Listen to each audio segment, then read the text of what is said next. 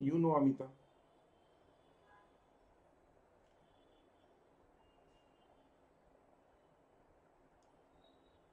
Yes. अरे भाई अमिता, तुम्हें कैसे पता चला हाथ को क्या हुआ है? I don't know. Yes Amita, तुम्हें कैसे पता चला है मेरे हाथ के बारे में?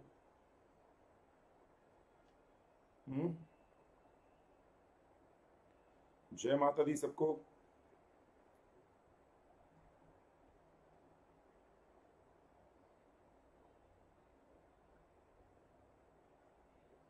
हाथ के बारे में। हरे कृष्णा अमिता, कैसे पता चला अमिता? मेरे हाथ के बारे में कैसे पता चला? I don't know. I hope I am visible, Audible, visible दोनों है भाई सबको। एक बार जय माता दी बोल दो सबको। सब लोग जय माता दी बोल दो। I hope I am on. देखो, ये ध्वनि भी बोल रही है, अमिता भी बोल रही है, मुझे समझ में नहीं आ रहा है भाई। I don't know. कैसे पता चला भाई, कुछ तो बोलो।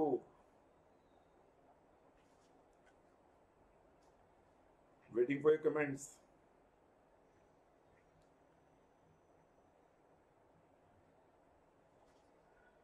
जय माता दी पूजा मैडम।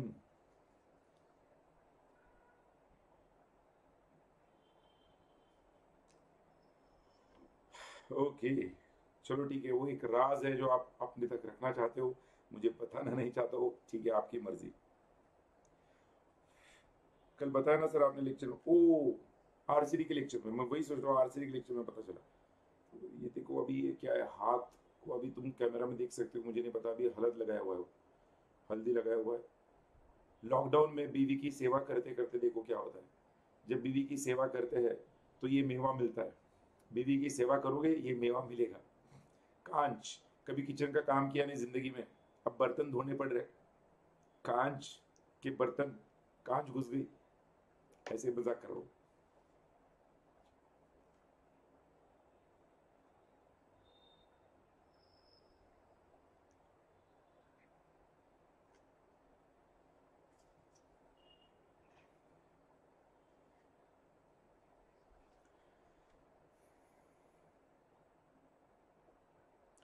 ओके दोस्तों, हंसी मजाक अपनी जगह पर है, हर समय हर पल कीमती है।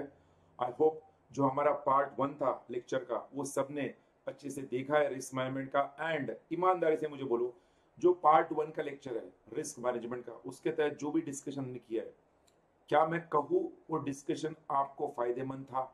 आपको क्लैरिटी आई है उसको लेकर, किस तरह से सवाल आने पर क्या लिखना है, सबको समझा है क्या? Waiting for comments. एक बार सब लोग आपका कमेंट कर दो, हम फ्रेश डिस्कशन आज का स्टार्ट कर लेते हैं। आज के डिस्कशन में अगेन हमें, जैसे लास्ट सेशन में हमने 9 पेजेस देखे थे, आज बचे हुए 9 पेजेस देखने हैं। आज के डिस्कशन में सबसे अहम है क्वेश्चन आने पर आंसर लिखना कैसे। देखो, रिस्क मैनेजमेंट का ये जो पार्ट आज हम पढ़ने वाले ना, स्टूडेंट्स को सबसे बड़ी दिक्कत होती है कि आंसर लिखना क्या है। सर पता है क्वेश्चन का आंसर क्या है, बट उसे प्रेजेंट कैसे करना है ये भी मैंने आपको नोट्स के अंदर क्लियर करके दिया है। आंसर क्वेश्चन आने पर किस तरह का जवाब होना चाहिए वो मैंने पहले ही क्लियर करके दिया है। आई am waiting for your comments. Yes. तो भाई, आप लोगों के कमेंट्स और आप लोगों का जो डिस्कशन है इस YouTube चैनल पर, आपका जो कमेंट्स है वही मेरे लिए संजीवनी बूटी है, वही मुझे बताएगा कि आप मेरे साथ हो या नहीं हो। तो दोस्तों, आज के सेशन में हम क्या करेंगे, हम बचा हुआ डिस्कशन जो रिस्क मैनेजमेंट का कंप्लीट करने के बाद अभी तक आए हुए सारे रिस्क मैनेजमेंट की जो क्वेश्चंस है वो भी हम डिस्कस करेंगे। And will just evaluate ourself कि वाकई में हम लोगों ने जो रिस्क मैनेजमेंट पढ़ा है और जिस तरह से क्वेश्चंस आते हैं क्या वो दोनों बैलेंस्ड है या नहीं, वो भी हम चेक करेंगे। क्लियर है? तो आज का सेशन स्टार्ट करते हैं। सबसे पहले जो अभी आज के सेशन में हमें पढ़ना है, मैं आपको बता दूं, हमारे उस सिनॉप्सिस के हिसाब से वो देख लेते हैं। सिनॉप्सिस के हिसाब से लास्ट सेशन में जो फर्स्ट लेक्चर था उसमें हमने पहले 11 पॉइंट्स कंप्लीट किए थे, यहाँ पर ऑलरेडी लाइन मार्क्ड है। अभी आज के सेशन में हम लोग जो डिस्कशन स्टार्ट करेंगे वो पॉइंट नंबर 12 से लेकर आगे एंड में पॉइंट नंबर 21 तक कंप्लीट करेंगे। So point number 1 to 11 already हमारा कंप्लीट हो गया है फर्स्ट लेक्चर में। आज का सेकंड लेक्चर जिसमें हम पॉइंट नंबर 12 से लेकर 21 तक कंप्लीट करेंगे और आपका 20 मार्क गवर्नेंस का 20 मार्क हो जाएगा। जैसे 20 मार्क का गवर्नेंस होगा, अगली बार हम जो 20 मार्क का कंप्लायंस है वो स्टार्ट करेंगे। अभी हम 20 मार्क के गवर्नेंस को आज कंप्लीट करके अभी तक के सारे क्वेश्चन भी डिस्कस करेंगे। Let us go to the session fraud risk management. अगला 1 घंटा 30 मिनट, लगभग 1.5 घंटा आपको 10 से 12 मार्क दिला सकता है। जो भी हम पढ़ने जा रहे हैं ये आपके रिस्क मैनेजमेंट में कम से कम 10 मार्क के लिए आएगा। मैं अगेन बता रहा हूँ, कम से कम 10 मार्क के लिए। It can come for more than 10 marks also. तो डिस्कशन की शुरुआत करते हैं। सबसे पहले मैं आपको बताऊंगा फ्रॉड रिस्क मैनेजमेंट को लेकर यहाँ पर आप 2 तरह के क्वेश्चंस आ सकते हैं। एक है फ्रॉड रिस्क मैनेजमेंट की पॉलिसी को लेकर, what is fraud risk management policy, what is fraud risk management policy, आप लिख सकते हो वहां पर what is FRM policy, fraud risk management policy. और दूसरा आ सकता है फ्रॉड रिस्क मैनेजमेंट को लेकर reporting of fraud under companies act 2013, reporting of fraud under companies act 2013। ये 2 तरह के क्वेश्चंस आ सकते हैं। अब हम लोग ये डिस्कशन की जब स्टार्ट कर रहे हैं, फ्रॉड रिस्क मैनेजमेंट को लेकर जब सवाल आएगा, ध्यान रखना मैंने उस आंसर को कैसे प्रेजेंट किया। मैंने पहले इंट्रोडक्शन दिया है, फिर प्रिवेंशन ऑफ फ्रॉड किस तरह से होगा वो दिया है, फिर फ्रॉड रिस्क मैनेजमेंट पॉलिसी के बारे में बताया, फ्रॉड रिस्क मैनेजमेंट पॉलिसी में क्या स्टेप्स इंक्लूडेड है वो दिया है, और benefits of fraud risk management policy दिया है, और फिर कंक्लूजन दिया है। मतलब अगर इस पर सवाल आते हैं तो हमारा आंसर जो है वो 5 पॉइंट में होना चाहिए। पहला है इंट्रोडक्शन, दूसरा प्रिवेंशन ऑफ फ्रॉड, तीसरा फ्रॉड रिस्क मैनेजमेंट पॉलिसी और उसके स्टेप्स, चौथा बेनिफिट्स, और 5वां कंक्लूजन। कोई भी क्वेश्चन आपको मैक्सिमम 5 मार्क के जाएगा। It can come for 3 marks but maximum 5 marks. तो 3 से 5 मार्क के लिए ये आंसर आपके सामने है। अभी सबसे पहले हमें ये आंसर को इस तरह से पढ़कर समझना है। देखो मैंने आपको आंसर का फॉर्मेट तो दे दिया, क्या आपको लिखना है सवाल आने पर। मैं अगेन बता रहा हूँ, आप मॉड्यूल को देख लेना, मैंने बहुत अच्छे से फिल्टर करके मॉड्यूल के उस क्रक्स को यहाँ पर पॉइंट्स में बनाया है। आपको उसे यूज करना है व्हाइल राइटिंग द आंसर। क्या दिया इंट्रोडक्शन में, fraud is a deliberate action to deceive another person with the intention of gaining some things. तो फ्रॉड के इस फर्स्ट पॉइंट में हम कहेंगे it is a deliberate action to deceive another person. Deliberate मतलब जानबूझकर किया है। हम लोग कल ही आरसीडी के सेशन में देखा था, फ्रॉड के लिए आय और आय जरूरी है, इंटेंशनल इंजुरी, एक व्यक्ति का फाइनेंशियल गेन दूसरे का फाइनेंशियल लॉस, बट जो भी फाइनेंशियल गेन फाइनेंशियल लॉस हुआ है वो डेलिबरेटली होना चाहिए, जानबूझकर होना चाहिए, आपने जो एक्ट किया है। फ्रॉड को प्रिवेंट करना है। फ्रॉड पहले डिफाइंड अंडर वेरियस एक्ट्स है, ऑलरेडी हमने आरसीडी के कल के सेशन में वही देखा था, under Indian penal code, under Indian contract act, companies act, expression to section 447 companies act में दिया है। फ्रॉड को प्रिवेंट करना है तो 2 चीजें जरूरी, एक तो आपके ऑर्गेनाइजेशन में internal check and internal control system काफी मजबूत होना चाहिए। जिस ऑर्गेनाइजेशन के अंदर strong internal check and internal control system होगा वहां पर फ्रॉड होने के चांसेस कम है, नंबर 1। एंड नंबर 2, एक इंटरनल और कॉन्करेंट ऑडिट सिस्टम भी फ्रॉड को अगर हो रहा है तो डिटेक्ट करने में मदद करेगा। तो फ्रॉड को प्रिवेंट एंड डिटेक्ट करना है तो प्रिवेंट करने के लिए इंटरनल कंट्रोल सिस्टम होना चाहिए और डिटेक्ट करने के लिए इंटरनल ऑडिट कराना चाहिए। तो हम कहेंगे प्रिवेंशन एंड डिटेक्शन में फ्रॉड को प्रिवेंट करने के लिए इंटरनल कंट्रोल सिस्टम और फ्रॉड को डिटेक्ट करने के लिए इंटरनल ऑडिट या कॉन्करेंट ऑडिट होना चाहिए। एक फ्रॉड रिस्क मैनेजमेंट पॉलिसी जो ऑर्गेनाइजेशन की होती है वो कैसे होती है, वो कहते हैं किसी भी ऑर्गेनाइजेशन का जो फ्रॉड रिस्क मैनेजमेंट पॉलिसी होता है वो उस ऑर्गेनाइजेशन के इंटरनल कंट्रोल सिस्टम से और रिस्क मैनेजमेंट से इंटीग्रेटेड होना चाहिए, अलाइंड होना चाहिए। ये आपको ध्यान रखना है। Fraud risk management policy internal control से और रिस्क मैनेजमेंट से जब अलाइंड होगा तो ही आपका फ्रॉड रिस्क मैनेजमेंट पॉलिसी आपको रिजल्ट देगा। तो उस फ्रॉड रिस्क मैनेजमेंट को इंटरनल कंट्रोल और इंटरनल रिस्क मैनेजमेंट के साथ अलाइन करने के लिए there are some steps given. आप उन्होंने कहा है द स्टेप्स आर, मैं यहाँ पे बताऊँ उस स्टेप्स का एक्रोनिम मैंने बना दिया, दीदी सी द डॉक्टर, DR, दीदी see doctor, DR। D stands for आपको फ्रॉड रिस्क मैनेजमेंट पॉलिसी में सबसे पहले आपको आपके ऑर्गेनाइजेशन के हिसाब से क्या एक्टिविटी फ्रॉडुलेंट होगा उसे डिफाइन करना है। देखो हर ऑर्गेनाइजेशन के हिसाब से फ्रॉड के पैरामीटर्स अलग होंगे। जिस ऑर्गेनाइजेशन का टर्नओवर 1 लाख करोड़ है उनके लिए फ्रॉड का अमाउंट मे बी 1 लाख के ऊपर हो सकता है या 10 लाख के ऊपर हो सकता है, बट जिस ऑर्गेनाइजेशन का टर्नओवर 1 करोड़ है उसके लिए फ्रॉड का अमाउंट 10,000 के ऊपर भी हो सकता है या 50 के ऊपर भी हो सकता है। तो डिफाइनिंग फ्रॉड, आपके ऑर्गेनाइजेशन के क्या फ्रॉडुलेंट क्या है, पैरामीटर्स है, वो आपको सबसे पहले डिफाइन करना है।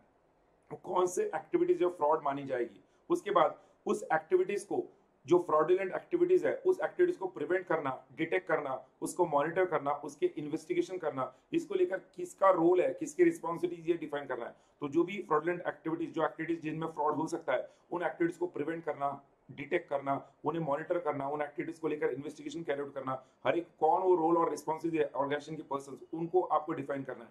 फिर आपको एक proper communication channel mechanism establish करना है। अगर कोई फ्रॉडुलेंट एक्टिविटी नजर में आती है, ध्यान में आती है, तो उसको कौन से चैनल से आप कम्युनिकेट कर सकते हो, तो एक कम्युनिकेशन चैनल डेवलप करना है। एंड कम्युनिकेशन चैनल के साथ वो एक्टिविटी को कम्युनिकेट करने के बाद जिस पर्सन को उस फ्रॉड के लिए गिल्टी माना जाएगा, उस पर्सन के खिलाफ डिसिप्लिनरी एक्शन लेते आना चाहिए। डिसिप्लिनरी एक्शन मतलब क्या, उसको पनिशमेंट क्या होगा, ये भी क्लियर होना चाहिए फ्रॉड रिस्क मैनेजमेंट पॉलिसी में।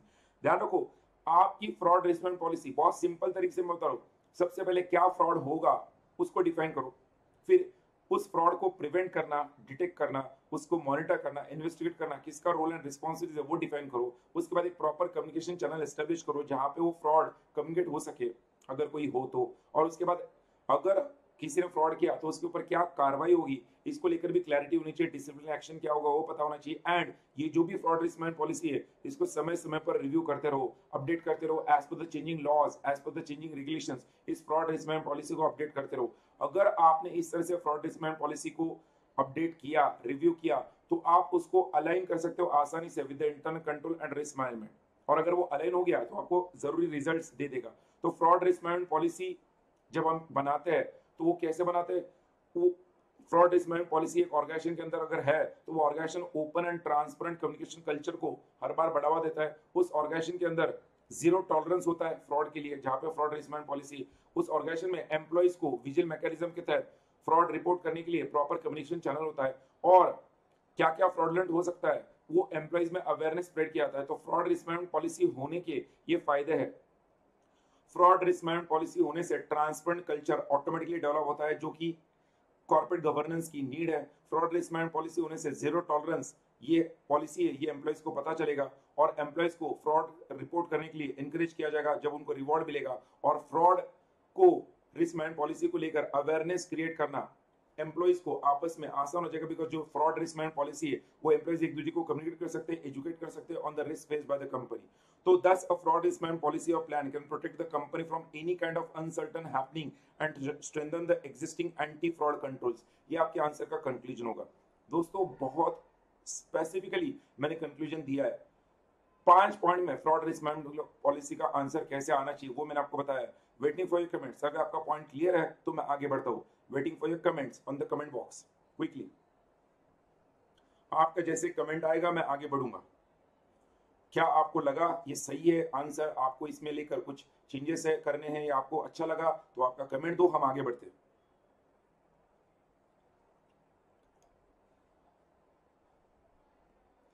ध्यान रखना यहां पर आज के सेशन में जो हम 12 पॉइंट्स पढ़ने वाले, आज के सेशन में कुल मिलाकर 12 पॉइंट्स पढ़ने वाले रिस्क मैनेजमेंट पे, जो आपके एग्जाम में मिनिमम 10 मार्क मैक्सिमम 15 मार्क के लिए आने वाले, जिसमें से एक पॉइंट अभी हमने पढ़ लिया। जस्ट फर्स्ट पॉइंट हमने अभी कर लिया। जो फर्स्ट पॉइंट पढ़ा है ऐसे कुल मिलाकर 12 पॉइंट पढ़ने। सेकंड पॉइंट बड़ा सिंपल है, वो reporting of fraud under companies act 2013 है। जो रिपोर्टिंग ऑफ फ्रॉड है उसके अंदर अमेंडमेंट है, वो सबको पता है। लिस्टेड कंपनी ने अगर इस तरह से फ्रॉड रिपोर्ट नहीं किया लिस्टेड कंपनीज के केस में ऑडिटर्स ने, तो ऑडिटर्स को 5 लाख तक की पेनल्टी है और अनलिस्टेड कंपनी में 1 लाख तक की पेनल्टी है, वो वहां पर ऐड करना। जो भी फ्रॉड होता है अंडर सेक्शन 143 सब क्लॉज 10, आपको पता है लेस देन 1 करोड़ का फ्रॉड रहा तो बोर्ड ऑफ डायरेक्टर से ऑडिट कमेटी को रिपोर्ट करना पड़ता है। 1 करोड़ या उससे ज्यादा का फ्रॉड है तो सेंट्रल गवर्नमेंट को रिपोर्ट करना पड़ेगा ऑडिटर्स को। अगर ऑडिटर्स ने ऐसा रिपोर्ट नहीं किया तो उसके लिए उनको क्या पनिशमेंट वो दिया है। ये आरसीडी में भी फ्रॉड के चैप्टर में हमने देखा था कल के सेशन में, वही पॉइंट नंबर 2 है, रिस्क मैनेजमेंट में दिया है। तो इसको ज्यादा दिमाग लगाने जैसा नहीं है। आगे बढ़ते हैं नेक्स्ट पॉइंट नंबर 3, जो 12 पॉइंट्स में बता रहा हूं वहां पर मार्क करते हो। पॉइंट नंबर 3 है रेपुटेशन रिस्क मैनेजमेंट। दोस्तों जैसे फ्रॉड रिस्क मैनेजमेंट बहुत अहम है ऑर्गेनाइजेशन के अंदर, रिस्क मैनेजमेंट पॉलिसी बनाते वक्त आपको फ्रॉड रिस्क मैनेजमेंट पॉलिसी होना बहुत जरूरी है। वैसे रिस्क मैनेजमेंट पॉलिसी में आपके रेपुटेशन रिस्क मैनेजमेंट को लेकर भी ध्यान देना बहुत जरूरी है। रेपुटेशन रिस्क मैनेजमेंट इसलिए जरूरी है बिकॉज रेपुटेशन रिस्क मैनेजमेंट अगर नहीं होगा तो ध्यान रखना कोको कोला जैसे कंपनी का ब्रांड वैल्यू शेयर्स का जस्ट 2 बॉटल क्रिस्टियानो रोनाल्डो ने जब प्रेस कॉन्फ्रेंस में उठा के रख दी तो लगभग $400 मिलियन से नीचे आ गया था। तो भैया वहां पर कोको कोला का brand value with in few seconds down हो गया था। आज के सोशल मीडिया के जमाने में, टेक्नोलॉजिकल वर्ल्ड में आपको रेपुटेशन रिस्क मैनेजमेंट को लेकर बहुत ही अलर्ट रहना पड़ता है। तो आपके रिस्क मैनेजमेंट के पॉलिसी में आपने जैसे फ्रॉड रिस्क मैनेजमेंट को इंपॉर्टेंस देना चाहिए, वैसे रेपुटेशन रिस्क को भी उतना ही इंपॉर्टेंस देना चाहिए। बिकॉज रेपुटेशन रिस्क आपके शेयर्स की वैल्यू गिरा सकता है, रेपुटेशन रिस्क आपके ब्रांड की वैल्यू घटा सकता है, रेपुटेशन रिस्क आपके रिलेशनशिप्स को डिस्ट्रॉय कर सकता है,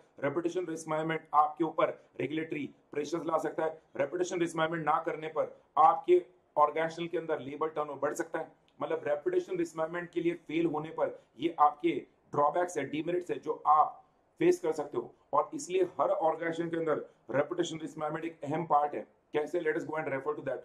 reputation risk as the risk arising from negative perception on the part of, मैं कहूंगा ये सारे जो लोग हैं ना, इनको मैं कहूंगा कस्टमर्स की जगह काउंटर पार्टीज की जगह स्टेक होल्डर्स। क्या कहेंगे हम? Stakeholders. तो भैया जब ऑर्गेनाइजेशन के स्टेक होल्डर्स का उस ऑर्गेनाइजेशन के बारे में नेगेटिव परसेप्शन होता है, तो वो नेगेटिव परसेप्शन का जो रिस्क है, risk arising from the negative perception, मतलब thinking on the part of the stakeholders, ये रेपुटेशन रिस्क बनता है। और इससे क्या होता है? It can adversely affect the bank's ability, ये बैंक के लिए भी उतना ही जरूरी है, बैंकिंग सिस्टम के लिए, टू मेंटेन एग्जिस्टिंग और establish new business relationships and continue access to source of funding. जैसे बैंक के लिए जरूरी है, वैसे बिजनेसेस के लिए भी जरूरी है। रेपुटेशनल रिस्क मैनेजमेंट जितना बैंक्स के लिए जरूरी है, उतना हर बिजनेस के लिए जरूरी है।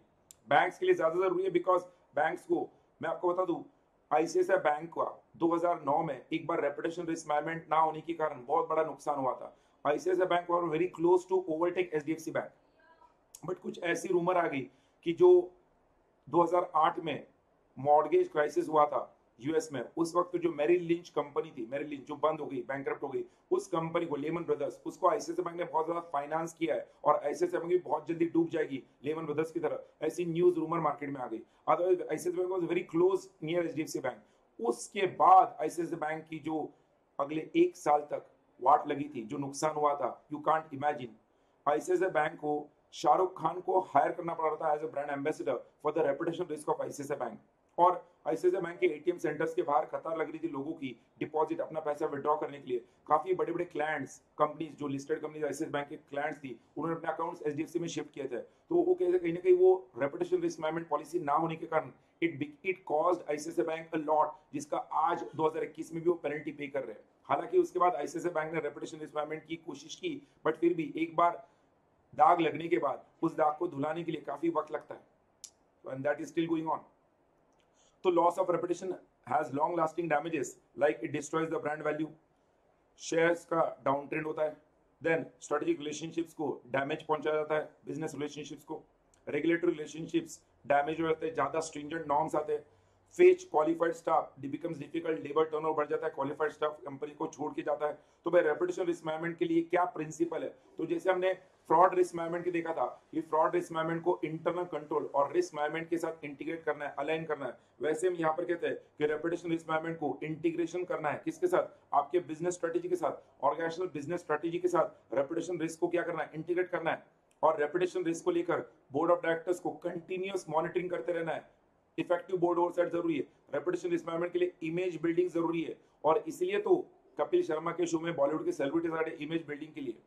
देन आमिर खान जाते हैं ब्रांड एम्बेसडर बन के, पानी फाउंडेशन के अंदर कार्यकर्ता करते हैं, बिकॉज आमिर खान ने कुछ ऐसा स्टेटमेंट दिया था कि इंडिया में रहना उनके थोड़ा सा डर लग रहा है। और उसके बाद जो उनकी ब्रांड वैल्यू खत्म हुई थी, स्नैपडील जैसे बड़े कंपनी को मार्केट से बोरिया बिस्तारा ढूंढना पड़ा था आमिर खान के उस स्टेटमेंट के कारण। आमिर खान की खुद की ब्रांड इमेज खत्म हो गई थी, तो आमिर खान को कुछ एनजीओ को ज्वाइन होना पड़ा, जिसमें पानी फाउंडेशन एक है। उसके बाद वो ज्वाइन हुए और इमेज बिल्डिंग का काम करने लगे।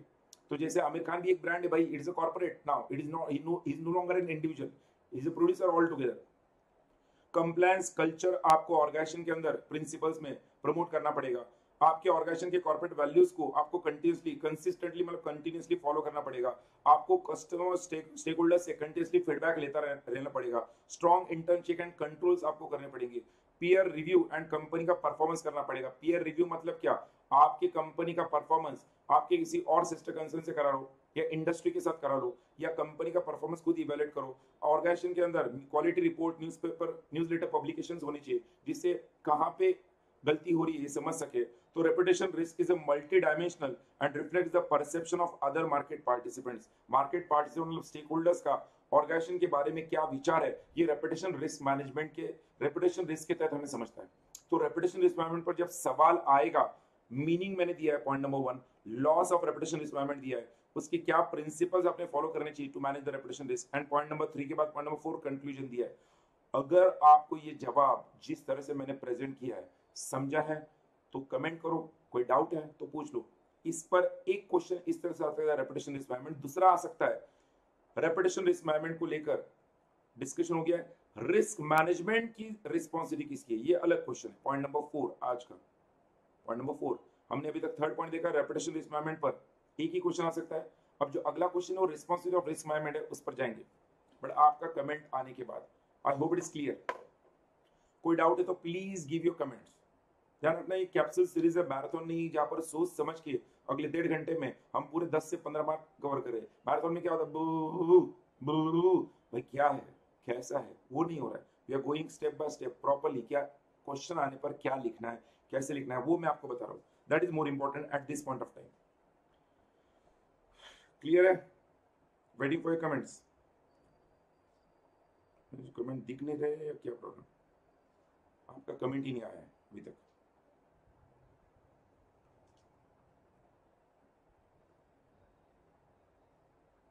Waiting for your comments. Okay, कुछ स्टूडेंट्स की कमेंट्स आना शुरू हो गए।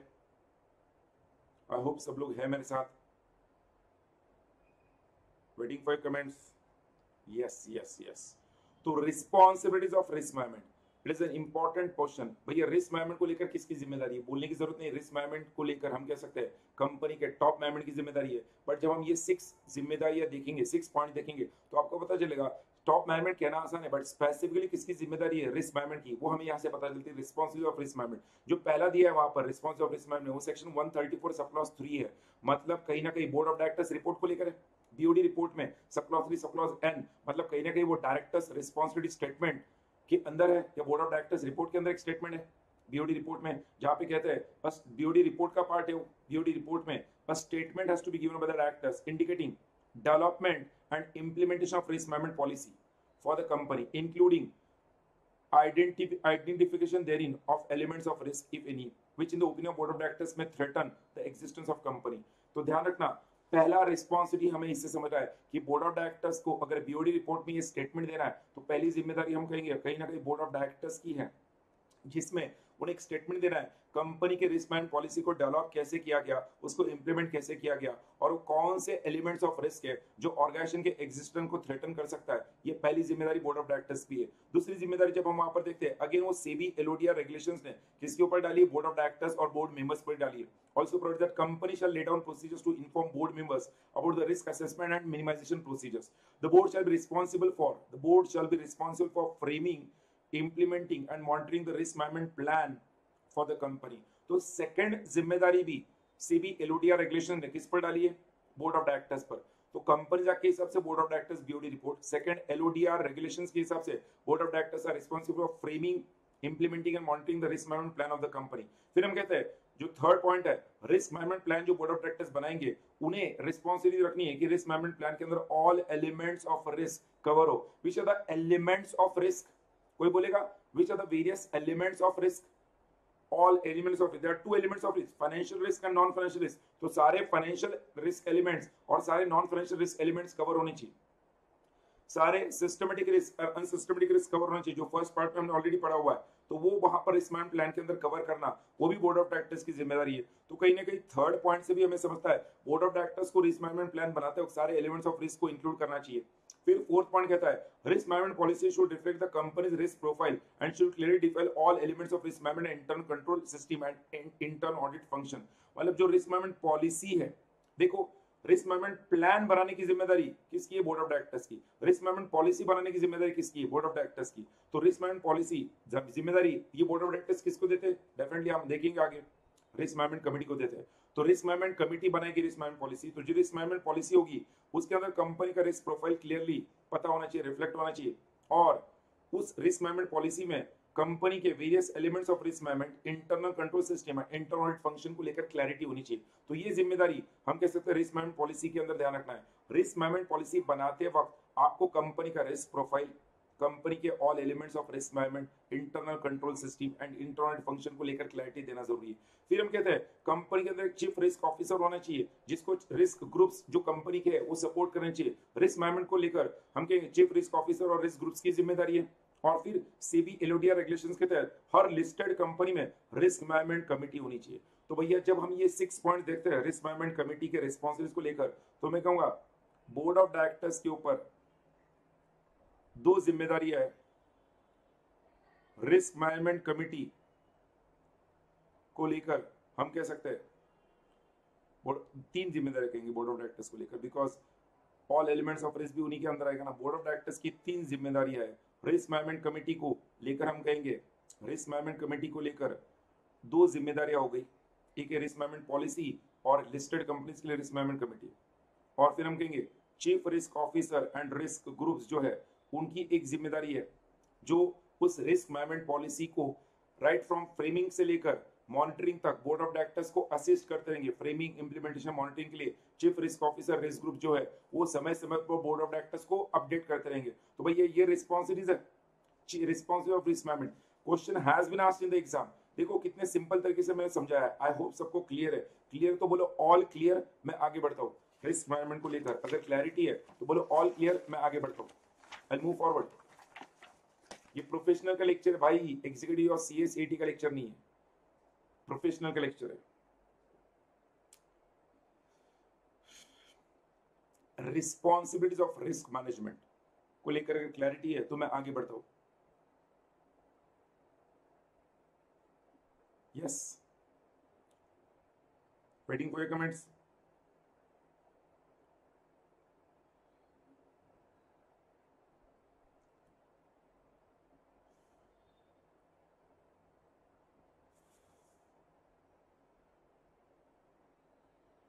क्लियर है तो आगे बढ़ते हैं। Next, role of company secretary in risk management. भाई इसको लेकर तो जब सवाल आएगा आप भर भर के लिख सकते हो।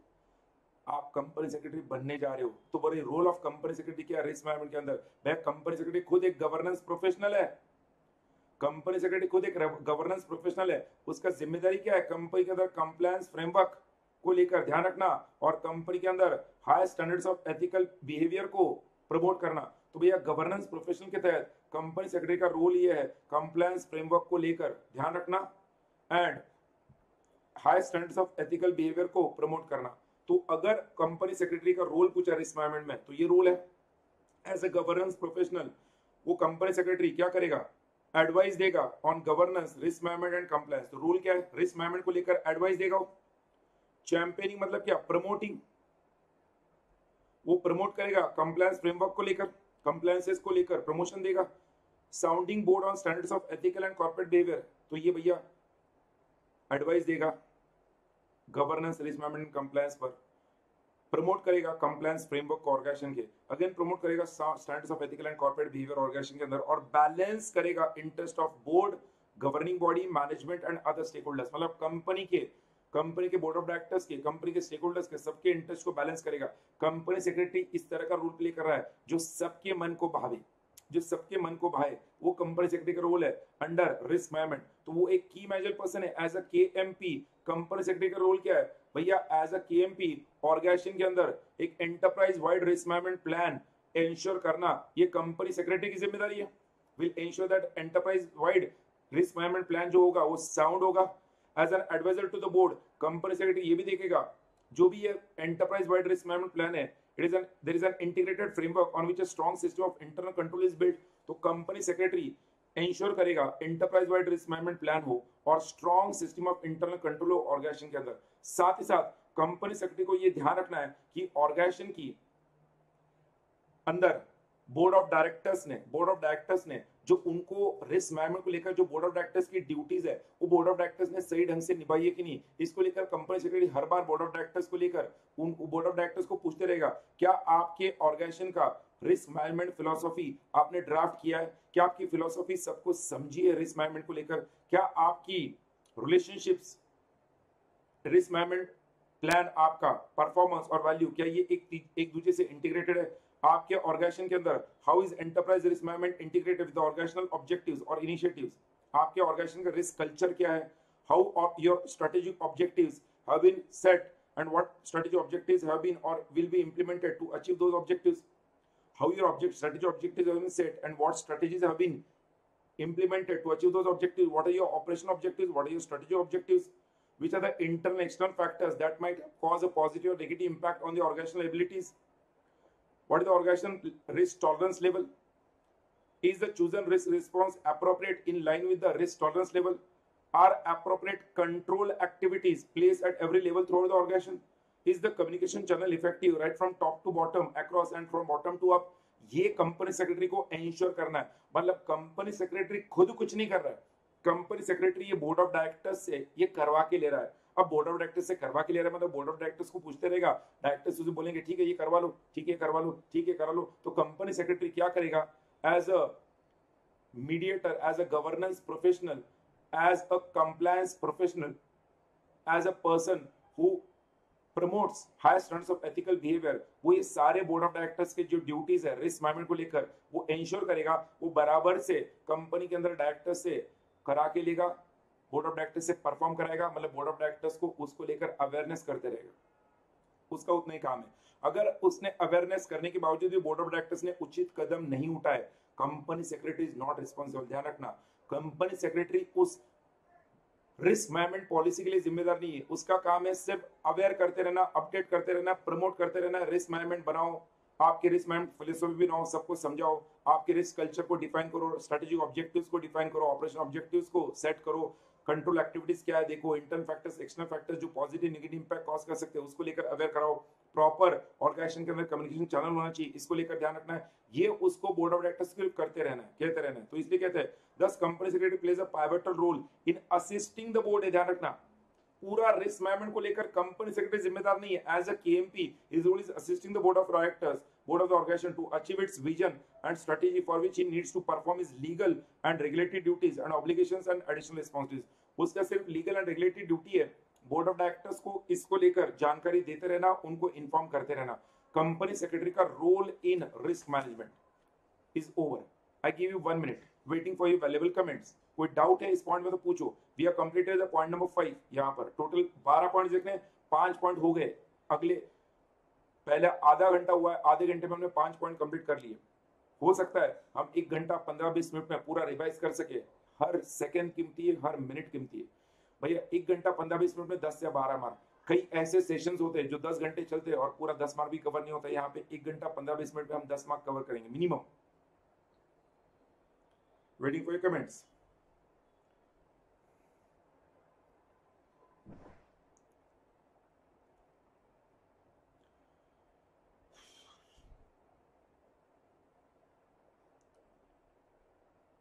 तो कंपनी सेक्रेटरी का रोल क्या है हमने डिस्कस किया है।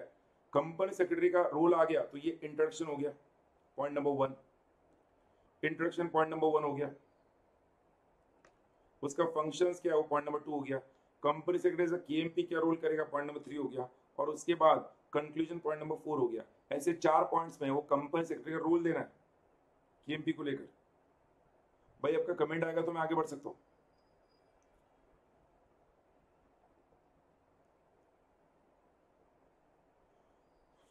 ओके,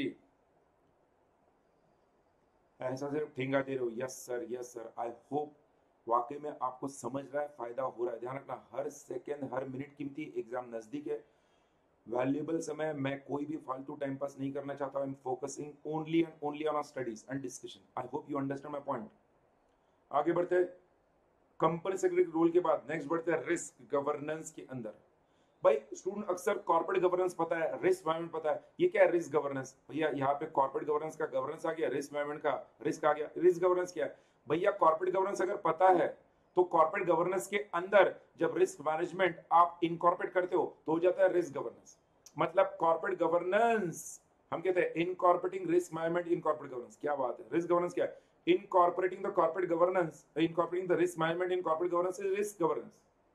और ध्यान रखना, जिस ऑर्गेनाइजेशन के कॉर्पोरेट गवर्नेंस में रिस्क गवर्नेंस नहीं होगा वो कॉर्पोरेट गवर्नेंस वैसे भी लॉन्ग लास्टिंग नहीं होगा, इफेक्टिव नहीं होगा, वो ऑर्गेनाइजेशन को सस्टेनेबल बिजनेस डेवलपमेंट नहीं देगा। हम ऑलरेडी पढ़ चुके गवर्नेंस के सब्जेक्ट में। गवर्नेंस में मैंने बताया कि भैया अगर आपका रिस्क मैनेजमेंट होगा और कंप्लायंस होगा तो ही आप better corporate governance, good corporate governance दे पाओगे। Governance, risk management, compliance and ethics है ना, उसमें हम कहते हैं अगर आपका साउंड रिस्क मैनेजमेंट होगा, एफिशिएंट एंड इफेक्टिव कंप्लायंसेस होंगे एंड एथिकल बिहेवियर को आपने प्रमोट किया, स्टैंडर्ड्स एंड बिहेवियर को, तो आपका corporate governance best corporate governance होगा। तो कॉर्पोरेट गवर्नेंस के लिए रिस्क मैनेजमेंट, कंप्लायंस, एथिक्स जरूरी है, क्योंकि हम कहते हैं risk management has to be incorporated in the corporate governance. ये रिस्क गवर्नेंस है, तो भैया इस रिस्क गवर्नेंस में हम कहते हैं skills, infrastructure and culture is deployed. जब डायरेक्टर्स ओवरसाइट करते हैं, बोर्ड ओवरसाइट करते हैं, बोर्ड ऑफ डायरेक्टर्स जब रिस्क मैनेजमेंट को ओवरसाइट करते हैं तो वो क्या ध्यान रखते हैं कि भैया आपके ऑर्गेनाइजेशन के अंदर क्या रिस्क गवर्नेंस को लेकर स्किल्स है कि नहीं, मतलब कॉर्पोरेट गवर्नेंस और रिस्क मैनेजमेंट को लेकर प्रॉपर हर पर्सन के पास स्किल्स है कि नहीं। इंफ्रास्ट्रक्चर मतलब ये बिल्डिंग और इंटीरियर नहीं दिखते, इंफ्रास्ट्रक्चर मतलब क्या आपका इंटरनल कंट्रोल सिस्टम प्रॉपर है कि नहीं, आपका रिस्क कल्चर कैसा है, वो देखा जाएगा रिस्क गवर्नेंस में। और इसलिए कहता है जो risk oversight function board of directors की जिम्मेदारी है, it is important to have the risk oversight function as one of the areas of responsibility of the board of directors of any enterprise. Risk oversight is the responsibility of the entire board and the same can be achieved through review mechanism which interior includes। तो किसी भी organisation के अंदर जब board of directors risk oversight function करेंगे, risk oversight के अंदर उन्हें क्या इनकॉर्पोरेट करना है, risk governance. Risk oversight function में जब रिस्क गवर्नेंस इनकॉर्पोरेट होगा, मतलब risk management is integrated in corporate governance. Risk oversight function में ऑर्गेनाइजेशन की बोर्ड ऑफ डायरेक्टर्स को क्या करना पड़ता है, उन्हें ऑर्गेनाइजेशन के स्ट्रेटेजी के हिसाब से और ऑर्गेनाइजेशन के रिस्क एपेटाइट के हिसाब से ऑर्गेनाइजेशन की पॉलिसी और प्रोसीजर्स डेवलप करने पड़ते हैं। तो भैया जब आप रिस्क मैनेजमेंट को इंटीग्रेट कर रहे हो कॉर्पोरेट गवर्नेंस में, मतलब क्या, बोर्ड ऑफ डायरेक्टर्स को जो ऑर्गेनाइजेशनल पॉलिसी एंड प्रोसीजर्स है वो organisational strategy and risk appetite दोनों के अनुसार बनाना चाहिए। जब risk appetite and organisational strategy दोनों के अनुसार पॉलिसी बनेगी तभी हम कह सकते हैं रिस्क मैनेजमेंट इंटीग्रेट हुआ। या फिर रिस्क अवेयरनेस को उन्हें फॉस्टर प्रमोट करते आना चाहिए, उन्हें ऑर्गेनाइजेशन के अंदर क्या करते हैं, encouragement of a corporate culture for risk adjusting awareness. Organisation culture को रिस्क के हिसाब से एडजस्ट करते आना चाहिए, रिस्क रजिस्टर मेंटेन करना चाहिए, रिस्क रजिस्टर के अंदर कौन से हाई रिस्क है, कौन से मीडियम रिस्क है, कौन से लो रिस्क है, कौन कितने तरह के रिस्क है, वो रजिस्टर मेंटेन होना चाहिए। और एक compliance certificate on identification of risk and establishment of mitigation measures. मतलब ये 5 स्टेप्स जब आप as a board of director organisation के अंदर रिस्क ओवरसाइट फंक्शन को लेकर आप अगर अडॉप्ट करोगे तो आप रिस्क गवर्नेंस की तैयारी कर रहे हो, मतलब आपने रिस्क मैनेजमेंट को कॉर्पोरेट गवर्नेंस में इंटीग्रेट किया। कैसे, अगर आपने policy and procedures organisation strategy and risk appetite के हिसाब से डेवलप कर दिया, आपका पहला स्टेप हो गया। आपने रिस्क अवेयरनेस को प्रमोट किया, दूसरा फॉस्टर मतलब डेवलप किया, आपने रिस्क एडजस्टिंग अवेयरनेस के हिसाब से ऑर्गेनाइजेशनल कल्चर को एनकरेज किया, culture must adjust according to risk, risk register maintain किया और रिस्क को आइडेंटिफाई करने के लिए और रिस्क को मिटिगेट रिड्यूस करने के लिए प्रॉपर मिटिगेशन मेजर्स एस्टेब्लिश कर लिए, तो आपने रिस्क मैनेजमेंट को इंटीग्रेट किया। So integrating risk management in corporate governance involves these 5 steps and this is a part of risk oversight function. ये सबको क्लियर है तो यस सर बोलो, यस सर, आई होप समझा है सबको। फिर अब जब हम देखते हैं यहाँ पर कि बोर्ड ऑफ डायरेक्टर्स की ये जिम्मेदारी है रिस्क ओवरसाइट फंक्शन में, ये 5 स्टेप्स अगर उन्होंने अडॉप्ट किए तो रिस्क मैनेजमेंट को इंटीग्रेट कर दिया रिस्क गवर्नेंस के साथ। ये आंसर लिखना बड़ा डिफिकल्ट है, पता क्या, ये जो टेक्निक में बता रहा हूँ वो भूलो मत। और वहां पर उन्होंने दिया है जब बोर्ड ऑफ डायरेक्टर्स ये risk oversight function carry out करेंगे, साथ साथ बोर्ड ऑफ डायरेक्टर्स को कंपनी की रिस्क फिलोसॉफी क्या करनी है, डिफाइन करनी है। एक strong management information system organisation के अंदर डेवलप करना है, lay down appropriate risk strategy and align risk management processes with the overall business strategy। तो रिस्क स्ट्रेटेजी को ले डाउन करना है ऑर्गेनाइजेशन की। इफेक्टिव रिस्क गवर्नेंस जो है उसके लिए each director must be aware of the risk faced by the company. Risk management committee भी एक इंपॉर्टेंट रोल प्ले करेगा रिस्क गवर्नेंस में, because risk management committee board of directors को जो ड्यूटीज दिए 5 ऊपर के, ये बोर्ड ऑफ डायरेक्टर्स किसके थ्रू कराते हैं, रिस्क मैनेजमेंट कमिटी के थ्रू। हर बोर्ड मेंबर को भले उसके पास नॉलेज नहीं है, उसको रिस्क मैनेजमेंट के बारे में पता होना चाहिए। और ये जो भी रिस्क मैनेजमेंट पॉलिसी है और ये जो भी रिस्क गवर्नेंस है उसका एनुअल रिव्यू होना चाहिए risk oversight policies and procedures का, और उसको अपडेट करना चाहिए as per the changing laws and regulations. तो हम कहते हैं as a part of annual review board should review the risk oversight policy and procedures at the board and committee level and assess risk on an ongoing basis। Thus, good risk governance provides clearly defined accountability, authority and communication or reporting mechanisms। So what is risk governance? हम कहते हैं risk governance क्या है? तो भैया जब company के board of directors risk management को कंपनी के कॉर्पोरेट गवर्नेंस के साथ इंटीग्रेट करेंगे, कैसे करेंगे?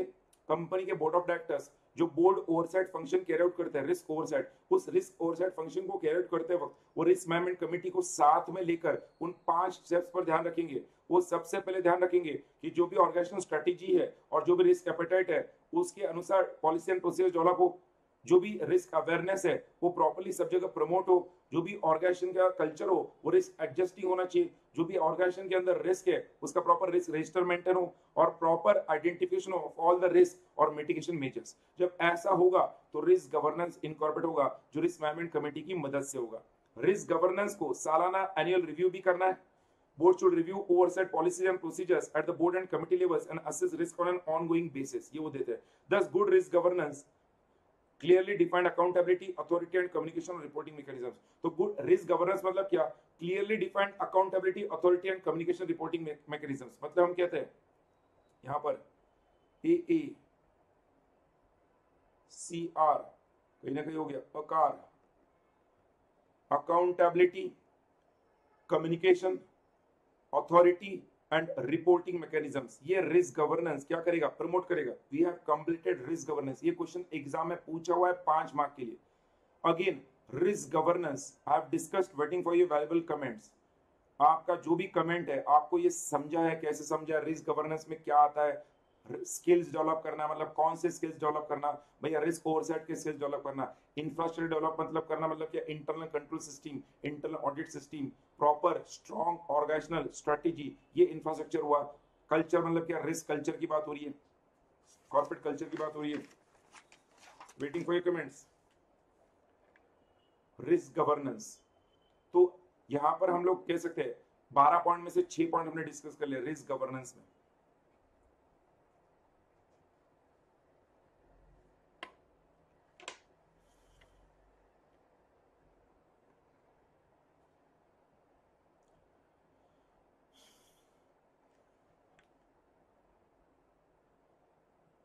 Waiting for your valuable comments. तो हम आगे बढ़ते हैं।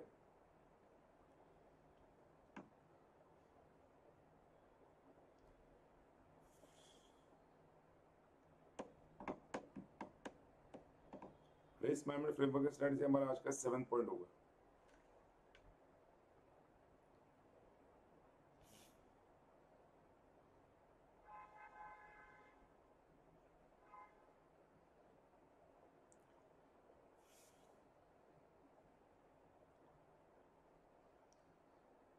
तो दोस्तों just try to understand first where we stand right now. आपको वो पॉइंट समझना चाहिए before you proceed further. 6 point हो गए ना, एक बार देखते हैं where we stand right now. Please समझो यहाँ पर अभी आज के सेशन में जब मैंने आपको कहा फ्रॉड रिस्क मैनेजमेंट हमने देखा है, तो फ्रॉड रिस्क मैनेजमेंट में हमने फ्रॉड क्या है उसका मीनिंग देखा है, उसको लेकर क्या कौन से लॉज है वो हमने डिस्कस किए। फ्रॉड रिस्क मैनेजमेंट पॉलिसी के स्टेप्स डिस्कस किए, DD see the doctor. Reporting of fraud under companies act वो हमने डिस्कस किया, सेक्शन 143 सब प्लस 12। रेपुटेशन रिस्क मैनेजमेंट में उसका मीनिंग देखा, उसके इम्पैक्ट कॉन्सिक्वेंसेस देखे, उसके प्रिंसिपल्स देखे। रिस्पॉन्सिव रिस्क मैनेजमेंट जो 6 रिस्पॉन्सिबल है उसमें से हमने डिस्कस किया बोर्ड ऑफ डायरेक्टर्स की 3 जिम्मेदारी है। फिर मैं आपसे डिस्कस किया एक जिम्मेदारी रिस्क मैनेजमेंट कमेटी की है, करेक्ट और नॉट? और फिर आपके रिस्क मैनेजमेंट कमेटी की 2 जिम्मेदारी है, और फिर रिस्क मैनेजमेंट कमेटी के अलावा आपके ऑर्गेनाइजेशन के चीफ रिस्क ऑफिसर होना चाहिए, रिस्क ग्रुप्स होने चाहिए, उनकी जिम्मेदारी है। Rule of company secretary risk management, company secretary risk management को लेकर बोर्ड ऑफ डायरेक्टर सिर्फ असिस्ट करते रहेगा, और वो रिस्क मैनेजमेंट पॉलिसी को बनाने को लेकर, रिस्क फिलोसॉफी को डेवलप करने को लेकर, रिस्क कल्चर को, रिस्क एपेटाइट को, रिस्क इंफ्रास्ट्रक्चर को, रिस्क आर्किटेक्चर को, जो सारी जिम्मेदारी बोर्ड ऑफ डायरेक्टर्स को है उनको समय समय पर इसको लेकर असिस्ट करते रहेगा। रिस्क गवर्नेंस में हमने देखा integrating risk management as a part of corporate governance, मतलब ये रिस्क ओवरसाइट फंक्शन जो बोर्ड ऑफ डायरेक्टर्स को कैरी आउट करना है उसको लेकर है। तो क्वेश्चन एग्जाम में रिस्क गवर्नेंस की जगह ऑब्लिक आ सकता है रिस्क ओवरसाइट फंक्शन, ध्यान रखना। In different way, this question can be asked. Instead of asking risk governance, they can ask risk oversight function. It is one and the same. अभी हम बढ़ते आगे रिस्क मैनेजमेंट फ्रेमवर्क को लेकर। ये framework के बारे में मैं आपको बताऊं उससे पहले आपको समझना होगा risk management frameworks and standards. देखो रिस्क मैनेजमेंट की जिम्मेदारी किसकी है? बोर्ड ऑफ डायरेक्टर्स की है। अब ये जो बोर्ड ऑफ डायरेक्टर्स है हर कंपनी के, वो कॉम्पिटेंट होंगे जरूरी नहीं है। बोर्ड ऑफ डायरेक्टर्स के पास एक्सपीरियंस होगा, नॉलेज होगा जरूरी नहीं है। कई अंगूठा छाप डायरेक्टर्स भी होते हैं। उनके पास पैसा है, कंपनी स्टार्ट कर दी। तो भाई ऐसे केस में जब रिस्क मैनेजमेंट की जिम्मेदारी बोर्ड ऑफ डायरेक्टर्स की है और बोर्ड ऑफ डायरेक्टर्स इतना कॉम्पिटेंट नहीं है, तो इसके लिए उन्होंने मतलब इंटरनेशनल बॉडीज ने, इंटरनेशनल स्टैंडर्ड बॉडीज ने और इंडस्ट्री ग्रुप्स ने क्या किया, मार्केट में रेडीमेड रिस्क मैनेजमेंट के मॉडल्स और फ्रेमवर्क्स एस्टेब्लिश कर दिए और कंपनीज को कह दिया, अगर आपके बोर्ड ऑफ डायरेक्टर्स इतने कॉम्पिटेंट नहीं है to frame a risk management plan for your own organisation, जो रेडीमेड रिस्क मैनेजमेंट फ्रेमवर्क है उसको आप अडॉप्ट कर लो, आपके ऑर्गेनाइजेशन में अपने आप क्या होगा, रिस्क गवर्नेंस होगा, रिस्क मैनेजमेंट होगा। तो ये readymade risk management frameworks and standards कौन एस्टेब्लिश करता है, इंटरनेशनल स्टैंडर्ड बॉडीज और इंडस्ट्री ग्रुप्स जिन्होंने एस्टेब्लिश किए। ये रिस्क मैनेजमेंट स्टैंडर्ड्स वॉलंटरी है, ये आइडियल स्टैंडर्ड्स है, मतलब आप आपका रिस्क मैनेजमेंट फ्रेमवर्क खुद डेवलप करो, बट अगर आप नहीं डेवलप कर सकते हो, आप इतने कॉम्पिटेंट नहीं हो, तो इन स्टैंडर्ड को आप अडॉप्ट करके आपका रिस्क मैनेजमेंट पॉलिसी आप फॉलो फ्रेम कर सकते हो। तो इसलिए उन्होंने क्या दिया, मेरे साथ सब लोग पढ़ेंगे। Many standards and guidelines have been developed worldwide to help organizations implement risk management systematically and effectively. These standards seek to establish, पहले हम कहेंगे to help organizations implement risk management system systematically and effectively. फिर हम कहते हैं these standards seeks to establish a common view on frameworks, processes and practices and are generally set by recognized international standard bodies or by industry groups. Risk management is a fast moving discipline and standards are regularly supplemented and updated. ये जो दिया है यहाँ पर दो standards दिए risk management के, एक दिया ERM और एक दिया ISO 31000, वो हम डिस्कस करेंगे। पहले ERM स्टैंडर्ड जो है उसके बारे में बता दूं, एंटरप्राइज रिस्क मैनेजमेंट स्टैंडर्ड। देखो ये जो स्टैंडर्ड है ये इसलिए ज्यादा पॉपुलर है बिकॉज ये यूएस के एक बॉडी ने, एनजीओ ने डेवलप किया, ट्रेडवे कमीशन, कोसो, कमिटी ऑफ स्पॉन्सरिंग ऑर्गेनाइजेशन, उन्होंने ये ERM फ्रेमवर्क यूएस के अंदर डेवलप किया। तो जो यूएस के अंदर आता है वो बेस्ट होता है, समाना आता है, तो वर्ल्ड वाइड अडॉप्ट किया गया। मैक्सिमम कंपनीज वर्ल्ड वाइड जब कोई रिस्क मैनेजमेंट स्टैंडर्ड उन्हें अडॉप्ट करना है तो वो ERM को अडॉप्ट करते हैं, इसलिए भी पॉपुलर है। तो क्या दिया ये, इसको लेकर रिस्क मैनेजमेंट स्टैंडर्ड्स को लेकर जो दो स्टैंडर्ड्स मैंने दिए, दोनों को लेकर कोई भी क्वेश्चन आता है, इंट्रोडक्शन ये आएगा, क्या लिखा है, risk management frameworks and standards help organisations to implement the risk management systematically and effectively, जो ऊपर देखा था। As this standards are set by international standard bodies और industry groups, standards are normally voluntarily, although adherence to the standards may be required by regulators or by contracts. ये standards voluntarily है, हालांकि कुछ देशों में regulators इन standards को adopt करने के लिए या contract के तहत client आपको adopt करने के लिए force कर सकता है। ये जो पहला standard है ERM, Enterprise Risk Management Standard for Integrated Framework of Risk Management, तो ये किसने, Committee of Sponsoring Organization of US ने establish किया था 2004 में। Most widely recognised and applied ERM framework in the world. तो ये इतना पॉपुलर क्यों है, बिकॉज ज्यादातर ऑर्गेनाइजेशंस यूएस ने अडॉप्ट फॉलो किया है, तो ये पूरे वर्ल्ड में फॉलो होता है। जैसे यूएस के अंदर कुछ होता है तो पूरे वर्ल्ड पर इंपैक्ट होता है, वैसे ही स्टैंडर्ड्स का ये जो ERM है, एंटरप्राइज रिस्क मैनेजमेंट, जो कोसो ने डेवलप किया था, इसका डेफिनेशन बड़ा इंपॉर्टेंट है। मैंने उसको बहुत सिंपल वे में प्रेजेंट किया है, मॉडल में ऐसा नहीं दिया, मैं उसको ब्रेक किया। इट इज अ प्रोसेस, तो enterprise risk management framework is a process effected by entities. ये प्रोसेस कौन कैरी आउट करता है, कंपनी के board of directors, management and other person मिलकर कैरी आउट करते हैं। किसके लिए कैरी आउट करते हैं, it is this process applied in the strategy setting and across the enterprise. तो ऑर्गेनाइजेशन के एंटरप्राइज की स्ट्रेटेजी के लिए और ओवरऑल ऑर्गेनाइजेशन के अंदर इस प्रोसेस को अडॉप्ट किया था। और ये किस लिए डिजाइन किया था, ताकि पोटेंशियल इवेंट्स को आइडेंटिफाई कर सके, फ्यूचर आने वाले इवेंट्स को आइडेंटिफाई कर सके और उन इवेंट से आने वाले रिस्क को मैनेज कर सके, रिस्क एपेटाइट के हिसाब से मैनेज कर सके और ये रीजनेबल एश्योरेंस दे सके कि ऑर्गेनाइजेशन के एंटिटी के ऑब्जेक्टिव्स अचीव होंगे। क्या बात है।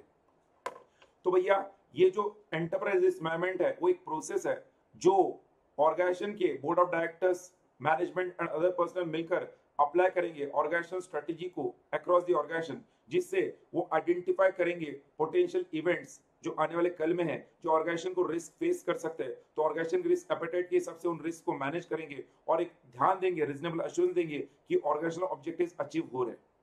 क्या बात है। डेफिनेशन ऑफ ERM सिंपल तरीके से मैं बताया भैया, प्रोसेस है जो इफेक्टेड कौन करता है, बोर्ड ऑफ डायरेक्टर्स। किसके लिए होता है, स्ट्रेटेजी के अंदर अप्लाई होता है। और किसके लिए डिजाइन किया गया है, ऑर्गेनाइजेशन के पोटेंशियल इवेंट्स को आइडेंटिफाई करने के लिए। इससे क्या करेंगे, हम रिस्क को मैनेज करेंगे रिस्क एपेटाइट के हिसाब से, और जो हमें ऑर्गेनाइजेशन ऑब्जेक्टिव्स को रीजनेबल एश्योरेंस देगा अचीव होंगे बोल के। तो इस बेनिफिट्स ऑफ ERM का फायदा क्या है, ये रिस्क एपेटाइट के साथ अलाइन किया था। It aligns risk appetite with the corporate strategy. तो रिस्क एपेटाइट कॉर्पोरेट स्ट्रेटेजी दोनों अलाइन हो गया इस ERM से। रिस्क रिस्पांस डिसीजंस क्विक होंगे। ERM अगर पहले से ही पोटेंशियल इवेंट्स आइडेंटिफाई होंगे तो रिस्क रिस्पॉन्स ज्यादा अच्छे से होगा, ज्यादा बेटर होगा। पहले ये रिस्क आने पर क्या रिस्पॉन्स है वो पहले से डिपेंड होगा। ऑपरेशनल सरप्राइजेस रिड्यूस होंगे बिकॉज पोटेंशियल इवेंट्स पहले आइडेंटिफाई होंगे। Multiple and cross enterprise risk को आइडेंटिफाई करना, मैनेज करना आसान होगा।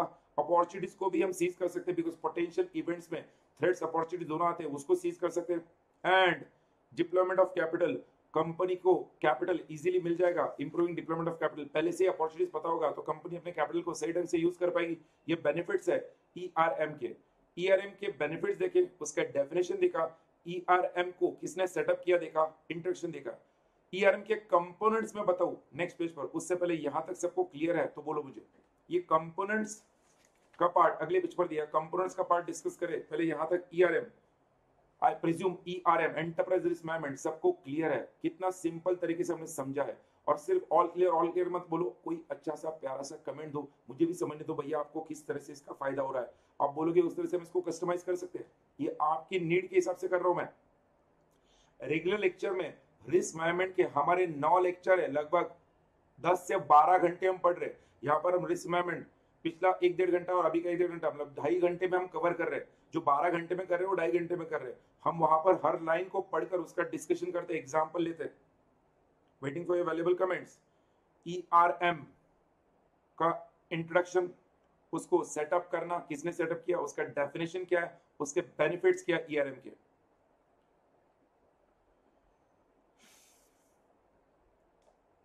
और ये जो हम आगे देखेंगे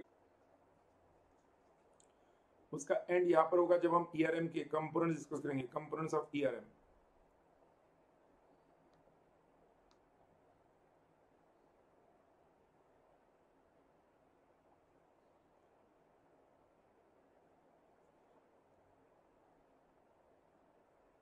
भाई यस सर बोल के नहीं चलेगा, you have to give some comments. सही चल रहा है, बराबर चल रहा है, कैसे चल रहा है।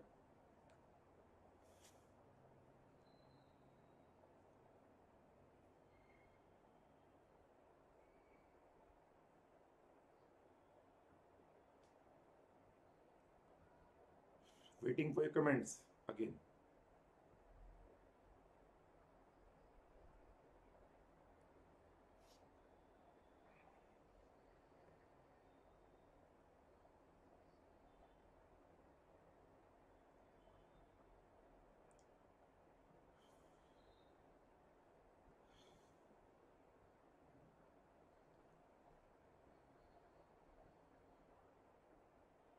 मुझे दिख नहीं रहा है कि क्या हो रहा है।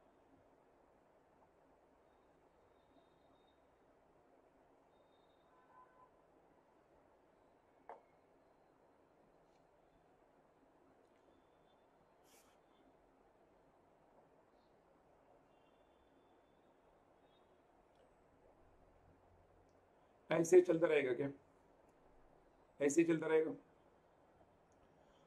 ईआरएम को लेकर सवाल आता है एंटरप्राइज रिस्क मैनेजमेंट को लेकर, तो उसके इंट्रोडक्शन में क्या लिखना है वो पॉइंट नंबर 1 में बताया। ईआरएम को किसने सेटअप किया, अमेरिका की कोसो ने, वो 2004 में सेटअप किया। Was most widely recognised and applied ERM framework है, वो हमने डिस्कस किया। ईआरएम का डेफिनेशन क्या है कोसो के सबसे, वो देखा है।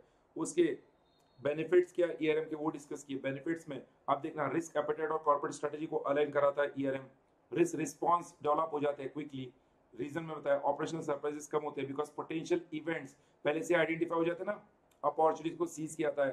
कैपिटल को डिप्लॉय करना मतलब इस्तेमाल करना आसान हो जाता है।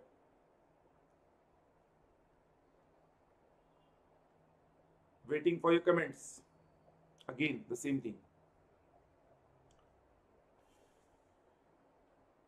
वरना फिर मुझे रुक जाना पड़ेगा यहाँ पे। आई डोंट नो लाइव नहीं चल रही है।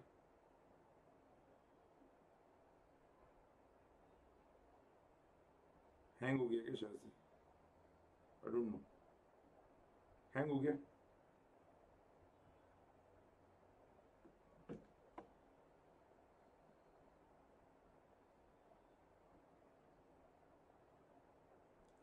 बेटा पार्ट 1 कंप्लीट होने के बाद उसके ऊपर डिस्कशन होगा।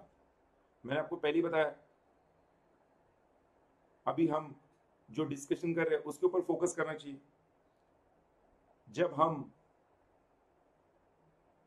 जब हम किसी पर्वत को चढ़ रहे, फॉर एग्जाम्पल कलसुबाई पीक के महाराष्ट्र में, उसको चढ़ रहे हैं, तो उसको चढ़ते वक्त हमने उसे कैसे चढ़ना है अच्छे से उसका ध्यान देना चाहिए, ना कि माउंट एवरेस्ट को कैसे क्लाइम करना है उसके बारे में सोचना चाहिए। अभी हम कलसुबाई पीक के बारे में सोच रहे हैं तो कलसुबाई पीक के ऊपर ही फोकस करेंगे, उसको कैसे क्लाइम करना है उसके ऊपर ध्यान रखेंगे, उसको अच्छे से कैसे क्लाइम कर सकते हैं जल्द से जल्द उसके ऊपर ध्यान रखेंगे। सिंहगढ़ पर ट्रेकिंग करें तो सिंहगढ़ के ट्रेकिंग के बारे में सोचेंगे, सिंहगढ़ फोर्ट का, किसी और के बारे में नहीं सोचेंगे। ये मैं बता रहा हूँ भाई अमिता मैडम। तो ये जो तुम्हारा सवाल है बेटा वो पार्ट ए का, वो यहाँ पर आता ही नहीं है। हम तो अभी रिस्क मैनेजमेंट के ऊपर फोकस कर रहे हैं बेटा, यस और नो।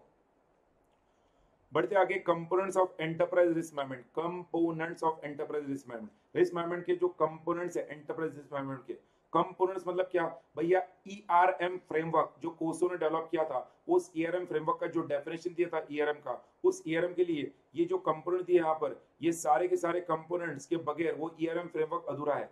ईआरएम फ्रेमवर्क के लिए 8 कंपोनेंट्स को एक दूसरे के साथ काम करना पड़ेगा, तभी ERM system, enterprise risk management system effective होगा और वो आपको रिजल्ट देगा जो आप एक्सपेक्टेड हो। तो ये जो 8 कंपोनेंट्स है उसमें आपको कहते हैं सबसे पहला कंपोनेंट जरूरी है आपके ईआरएम फ्रेमवर्क में, वो है आपके ऑर्गेनाइजेशन का इंटरनल एनवायरनमेंट। भैया आपके ऑर्गेनाइजेशन के जो पीपल है, जो लोग है, उन्हें आपके ऑर्गेनाइजेशन के रिस्क मैनेजमेंट फिलॉसफी के बारे में, रिस्क एपेटाइट के बारे में और इंटीग्रिटी एथिकल वैल्यूज के बारे में and the environment in which they operate, इसके बारे में नॉलेज होना चाहिए। इंटीग्रिटी एंड एथिकल वैल्यूज का उन्हें नॉलेज होना बहुत जरूरी है। उन्हें रिस्क मैनेजमेंट फिलॉसफी के बारे में पता होना चाहिए, उन्हें रिस्क एपेटाइट के बारे में पता होना चाहिए। तो जब ऑर्गेनाइजेशन के पीपल रिस्क मैनेजमेंट फिलॉसफी के बारे में, रिस्क एपेटाइट के बारे में, इंटीग्रेटेड एथिकल वैल्यूज के बारे में जानेंगे तो ऑर्गेनाइजेशन का जो एनवायरनमेंट है वो रिस्क अवेयरनेस होगा, रिस्क मैनेजमेंट के बारे में उन्हें पता होगा, रिस्क अवेयरनेस के बारे में पता होगा। तो सबसे पहले ईआरएम फ्रेमवर्क के लिए आपका ऑर्गेनाइजेशन का जो टोन है, टोन, इंटरनल एनवायरनमेंट मतलब आपके ऑर्गेनाइजेशन का टोन, मतलब क्या, ऑर्गेनाइजेशन के लोगों को कितना रिस्क फिलॉसफी के बारे में, रिस्क एपेटाइट के बारे में, इंटीग्रिटी एथिकल वैल्यूज के बारे में नॉलेज है, ये पहले देखना है। वो अगर आपके ऑर्गेनाइजेशन के लोगों के पास है तो फिर आपके ऑर्गेनाइजेशन के ऑब्जेक्टिव्स, आपके ऑर्गेनाइजेशन ऑब्जेक्टिव्स पहले से ही सेट होने चाहिए। आपके ऑर्गेनाइजेशन क्या ऑब्जेक्टिव्स है, before identifying the potential events, आपके पहले से ऑर्गेनाइजेशन ऑब्जेक्टिव्स क्या होने चाहिए, सेट होने चाहिए। और उन ऑब्जेक्टिव्स को कौन से पोटेंशियल इवेंट्स अफेक्ट कर सकते हैं उसको आइडेंटिफाई करना चाहिए। मतलब आपने एक बार आपके ऑर्गेनाइजेशन का इंटरनल एनवायरनमेंट सेट कर दिया, फिर ऑर्गेनाइजेशन ऑब्जेक्टिव सेट करो और उन ऑब्जेक्टिव्स के अनुसार पोटेंशियल इवेंट्स को आइडेंटिफाई करो जो ऑब्जेक्टिव्स को थ्रेटन कर सकते हैं। इसके लिए ERM will ensure that management के जो ऑब्जेक्टिव्स है वो अलाइंड हो कंपनी के ऑर्गेनाइजेशन के मिशन के बारे में और रिस्क एपेटाइट के साथ कंसिस्टेंट हो। मतलब ऑब्जेक्टिव्स बहुत ज्यादा नहीं होना चाहिए। जैसे कोई स्टूडेंट है फॉर एग्जांपल, वो अभी अगस्त 21 में एग्जाम दे रहा है और अभी उसने जुलाई में स्टार्ट किया एग्जाम पढ़ाई अगस्त के लिए और वो एम कर रहा है रैंक, भैया उसका ऑब्जेक्टिव ही गलत है। आपका ऑब्जेक्टिव और आपका रिस्क एपेटाइट दोनों में फर्क है। जो भी ऑब्जेक्टिव हो वो आपके ऑर्गेनाइजेशन के रिस्क एपेटाइट के हिसाब से होने चाहिए। तो भैया आज के जुलाई में पढ़ाई स्टार्ट कर रहा है, अगस्त में एग्जाम है, तो उन्हें ऑब्जेक्टिव होना चाहिए कैसे भी करके पहले 50 लाए पास हो, उसका पहले ऑब्जेक्टिव होना चाहिए। तुम अगर जुलाई में पढ़ाई स्टार्ट करके रैंक एम करोगे अगस्त में, तो ये तुम्हारा ऑब्जेक्टिव ही गलत सेट हुआ है, तो तुम्हें रिस्क फेस करना ही है।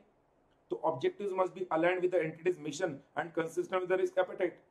जो भी इवेंट्स है वो आइडेंटिफाई होने चाहिए, जिसके लिए आपको इंटरनल एक्सटर्नल इवेंट्स को आइडेंटिफाई करने के लिए प्रॉपर मैकेनिज्म क्या करना चाहिए, डेवलप करना, डिफाइन करना चाहिए, डिजाइन करना चाहिए, जिससे रिस्क एंड अपॉर्चुनिटीज दोनों आइडेंटिफाई हो। जो रिस्क है उन्हें न्यूट्रलाइज करना है, मिटिगेट करना है, और जो अपॉर्चुनिटीज है उन्हें सीज करना है। तो आपके ईआरएम कंपोनेंट्स में इंटरनल एनवायरनमेंट अगर आपने एक बार प्रॉपर्ली सेट कर दिया, फिर उसके अनुसार आपके ऑब्जेक्टिव सेटिंग हो गया, फिर इवेंट आइडेंटिफिकेशन को लेकर क्या करना चाहिए, internal external events affecting achievement of objectives must be identified. तो इवेंट आइडेंटिफिकेशन होना चाहिए। इवेंट आइडेंटिफिकेशन होने के बाद इवेंट्स को, इंटरनल एक्सटर्नल इवेंट्स को आइडेंटिफाई कर दिया, उसके बाद उन इवेंट्स का रिस्क असेसमेंट होना चाहिए। जो भी रिस्क है उनको एनालाइज करना चाहिए और उनका इंपैक्ट क्या होगा वो देखना चाहिए। रिस्क असेसमेंट होने के बाद रिस्क रिस्पॉन्स आपको डिफाइन करना चाहिए। रिस्क रिस्पॉन्स होने के बाद आपका internal control policy and procedures को एस्टेब्लिश करना चाहिए जो आपके रिस्क रिस्पॉन्स को इफेक्टिवली कैरी आउट कर सके। एक proper information and communication mechanism होना चाहिए जो आपके ऑर्गेनाइजेशन के अंदर क्या करेगा, हर व्यक्ति को जिम्मेदारी देगा इस एंटरप्राइज रिस्क मैनेजमेंट को लेकर।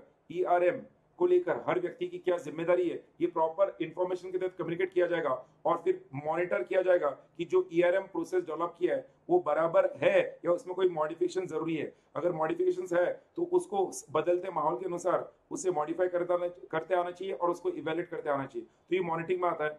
Monitoring is accomplished through ongoing management activities and separate evaluation of both. तो भैया ये 8 स्टेप्स है।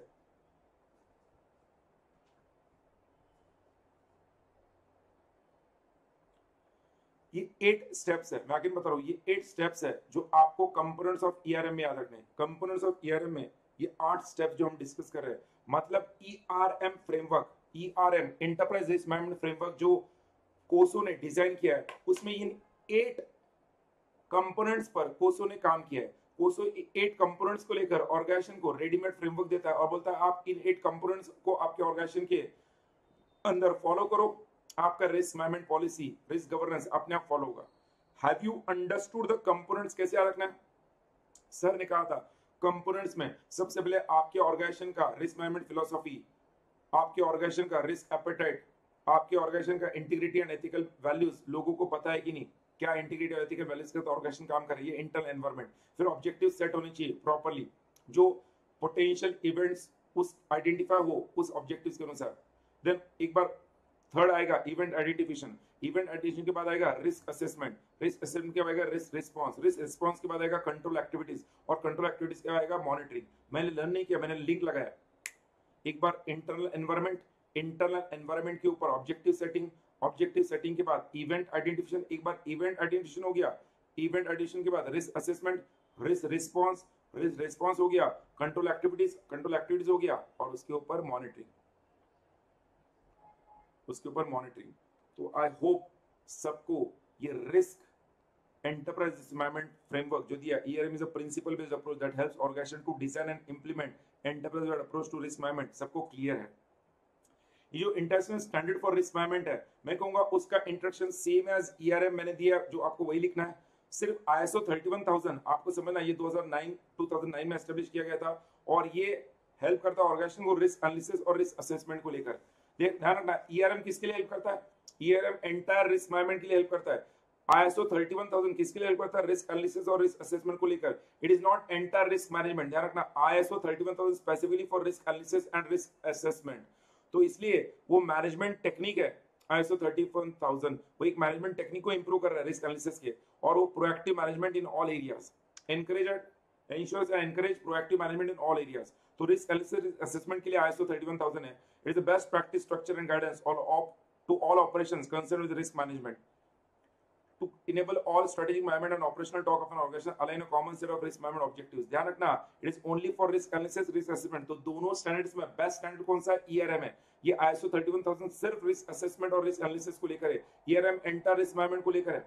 इसलिए ईआरएम का स्कोप ऑब्जेक्टिव लिमिटेड है, बट उसके बेनिफिट्स आप देखोगे तो आप बेनिफिट्स को, जब वो रिस्क एनालिसिस और रिस्क असेसमेंट के लिए हेल्प करता है तो वो ईआरएम आईएसओ 31000 आपको अपॉर्चुनिटीज और थ्रेट्स को आइडेंटिफाई करने में हेल्प करेगा, फाइनेंशियल रिपोर्टिंग को इंप्रूव करेगा, गवर्नेंस को इंप्रूव करेगा, स्टेक होल्डर का कॉन्फिडेंस और ट्रस्ट बढ़ाएगा, आपके ऑर्गेनाइजेशन के कंट्रोल्स को इंप्रूव करेगा, ऑर्गेनाइजेशनल लर्निंग कराएगा, प्रोएक्टिव मैनेजमेंट बनाएगा, minimise the losses, improve organisational resilience. Resilience मतलब क्या? कठिन परिस्थिति में ऑर्गेनाइजेशन को बाहर निकालेगा। ये आईएसओ 31000 में 11 की प्रिंसिपल्स है जो आपको सिलेबस में नहीं दिया, उनसे का 11 की प्रिंसिपल्स है जो जनरल गाइडलाइंस होते हैं for design, implementation and maintenance of risk management process। भैया ISO 31000 focuses more on risk assessment and risk analysis. इसके अंदर जो 11 प्रिंसिपल्स है वो जनरल गाइडलाइंस है आपको रिस्क मैनेजमेंट प्रोसेस को क्या करने के लिए, डिजाइन करने के लिए, इंप्लीमेंट करने के लिए और मेंटेन करने के लिए। तो रिस्क मैनेजमेंट प्रोसेस को डिजाइन करना, इंप्लीमेंट करना और मेंटेन करने को लेकर 11 प्रिंसिपल्स है, बता जाए जनरल प्रिंसिपल्स। जो ज्यादा better standard for risk management process को डिजाइन करने के लिए कौन सा है? बोलो मुझे, वेटिंग फॉर योर कमेंट्स। ज्यादा बेटर स्टैंडर्ड कौन सा है? ज्यादा बेटर स्टैंडर्ड कौन सा है? कंक्लूजन दिया मैंने बेटा ऑलरेडी, ईआरएम का कंक्लूजन दिया ना भक्ति, ऑलरेडी कंक्लूजन दिया ईआरएम का। ज्यादा बेटर स्टैंडर्ड कौन सा है दोनों में से, ईआरएम और आईएसओ 31000 में से ज्यादा बेटर स्टैंडर्ड कौन सा है? बोलो मुझे क्विकली, वेटिंग फॉर कमेंट्स। ज्यादा बेटर स्टैंडर्ड कौन सा है?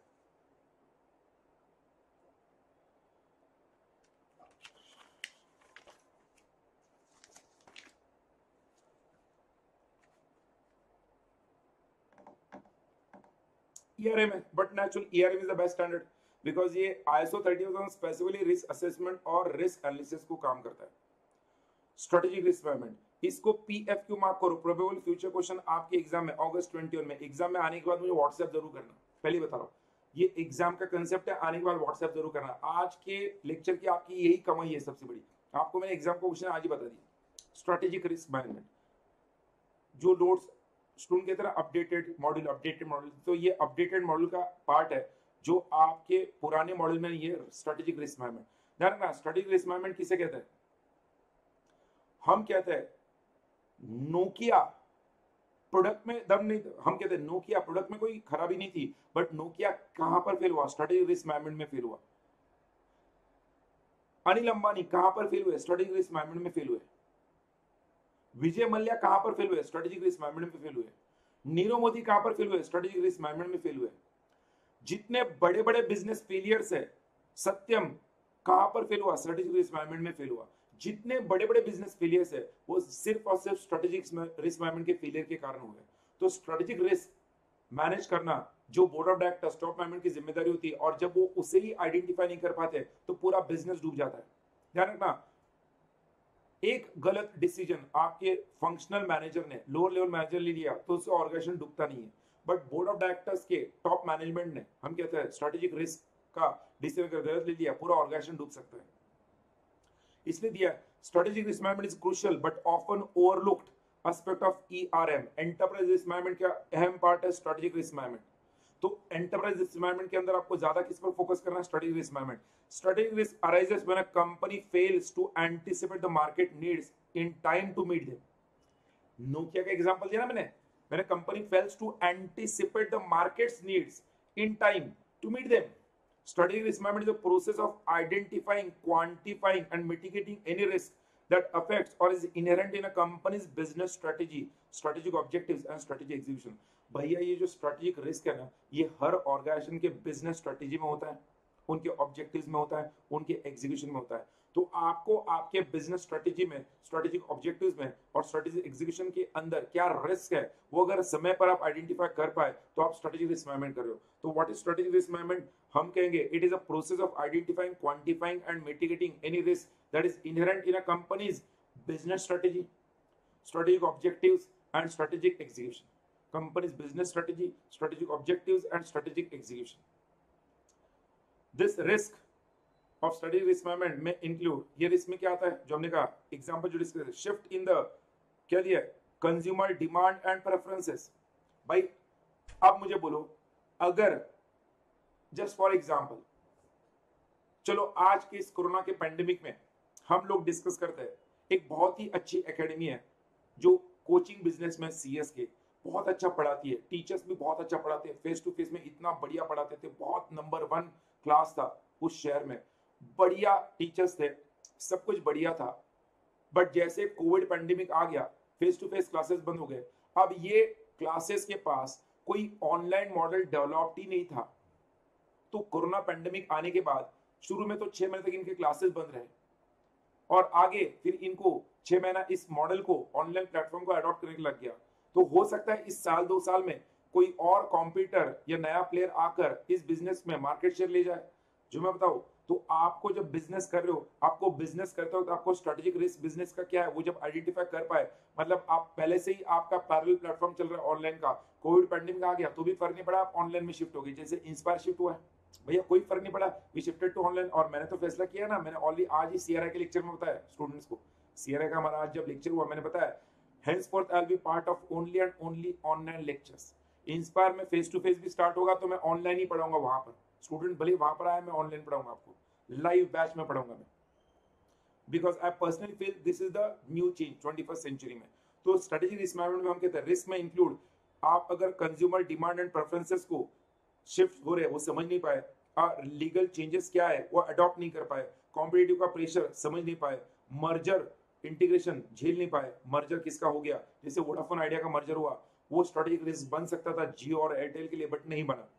टेक्निकल चेंजेस को आपके ऑर्गेनाइजेशन में अडॉप्ट नहीं कर पाए, जैसे ऑनलाइन कोचिंग आप ला नहीं पाए, सीनियर मैनेजमेंट आपके ऑर्गेनाइजेशन को छोड़ के चला गया, स्टेक होल्डर्स प्रेशर है, ये अलग अलग रिस्क है स्ट्रेटेजिक रिस्क को अंदर, ये स्ट्रेटेजिक रिस्क के अंदर आप फेस करने वाले अलग अलग रिस्क है। और इसलिए वो कहते हैं strategic risk is a bell shaped curve, it is a bell shaped curve. वो कहते हैं स्ट्रेटेजिक रिस्क को दो वेज में मेजर कर सकते हैं। इकोनॉमिक कैपिटल मतलब क्या, आपके ऑर्गेनाइजेशन के ये जो ऊपर रिस्क है वो रिस्क अराइज होने से what is the unexpected losses, उसके लिए कितना पैसा लगेगा, amount of equity required to cover unexpected losses based on the predetermined solvency standard.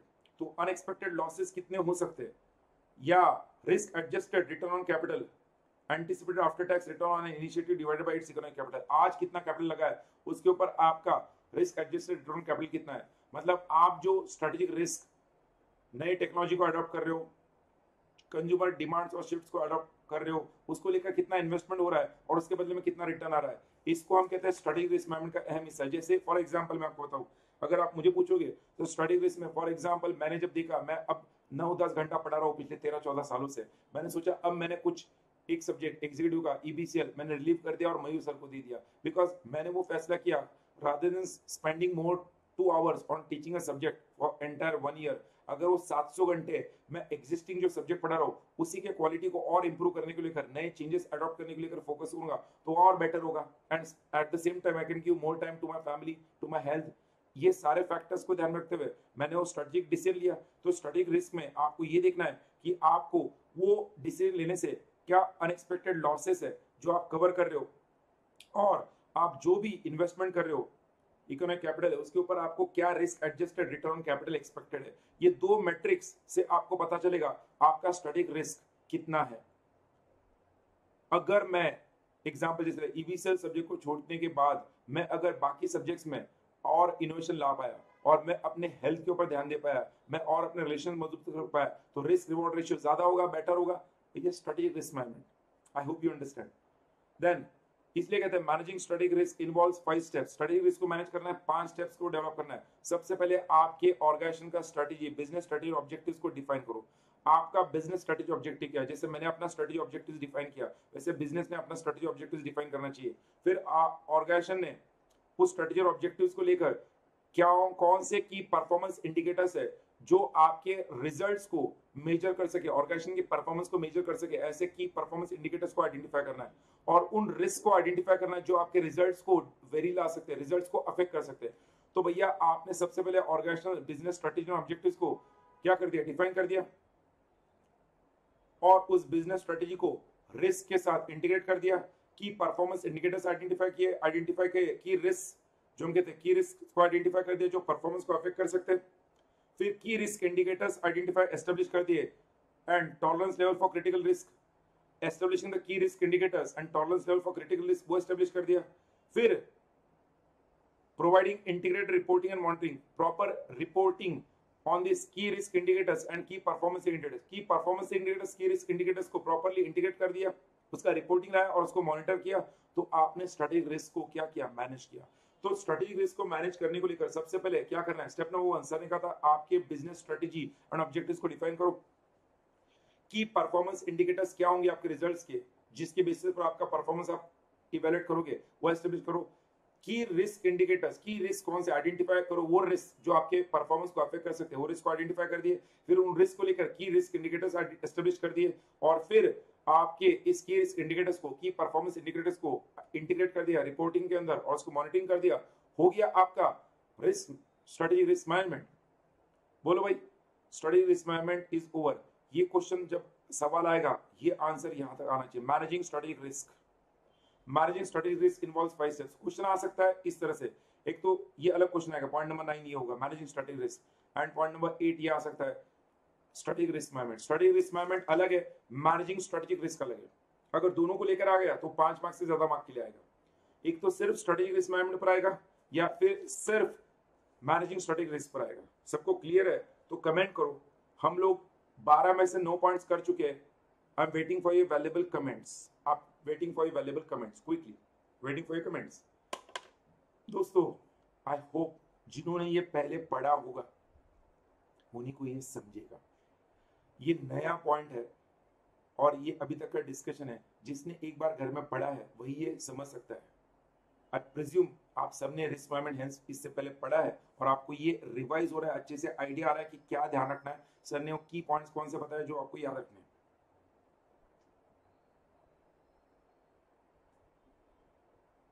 ना Bhakti, you are confusing. Risk management, strategic risk management ये स्टैंडर्ड नहीं है। Strategic risk management is not a standard.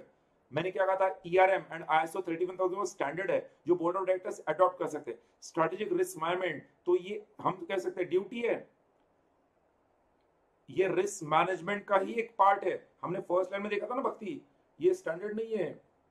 Strategic risk management is a crucial but often overlooked aspect of enterprise risk management. ERM के अंदर ही आता है वो, मतलब risk management का ही पार्ट है वो।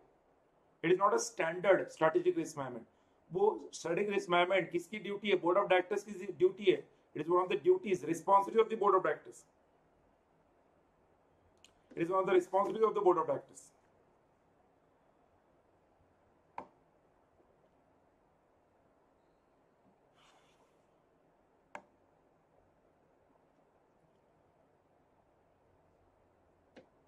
Waiting for your valuable comments. Amita, Pooja, मेघना, स्तुति, आप लोग आपके कमेंट्स देखते हो। ध्वनि, बाकी के लोग जो दिए देख रहे, Pavitra, Pramod, yes, waiting for your valuable comments. I hope ये सेशन आपको फायदेमंद होना चाहिए, तभी आप ये सेशन देखो, वरना मैं आपको अगेन कहूंगा हर मिनट आपका कीमती है। जो मैं डिस्कस कर रहा हूँ वो अगर आपके लिए फायदेमंद है तो ये सेशन आपके लिए हेल्पफुल हो सकता है, वरना कोई मतलब नहीं।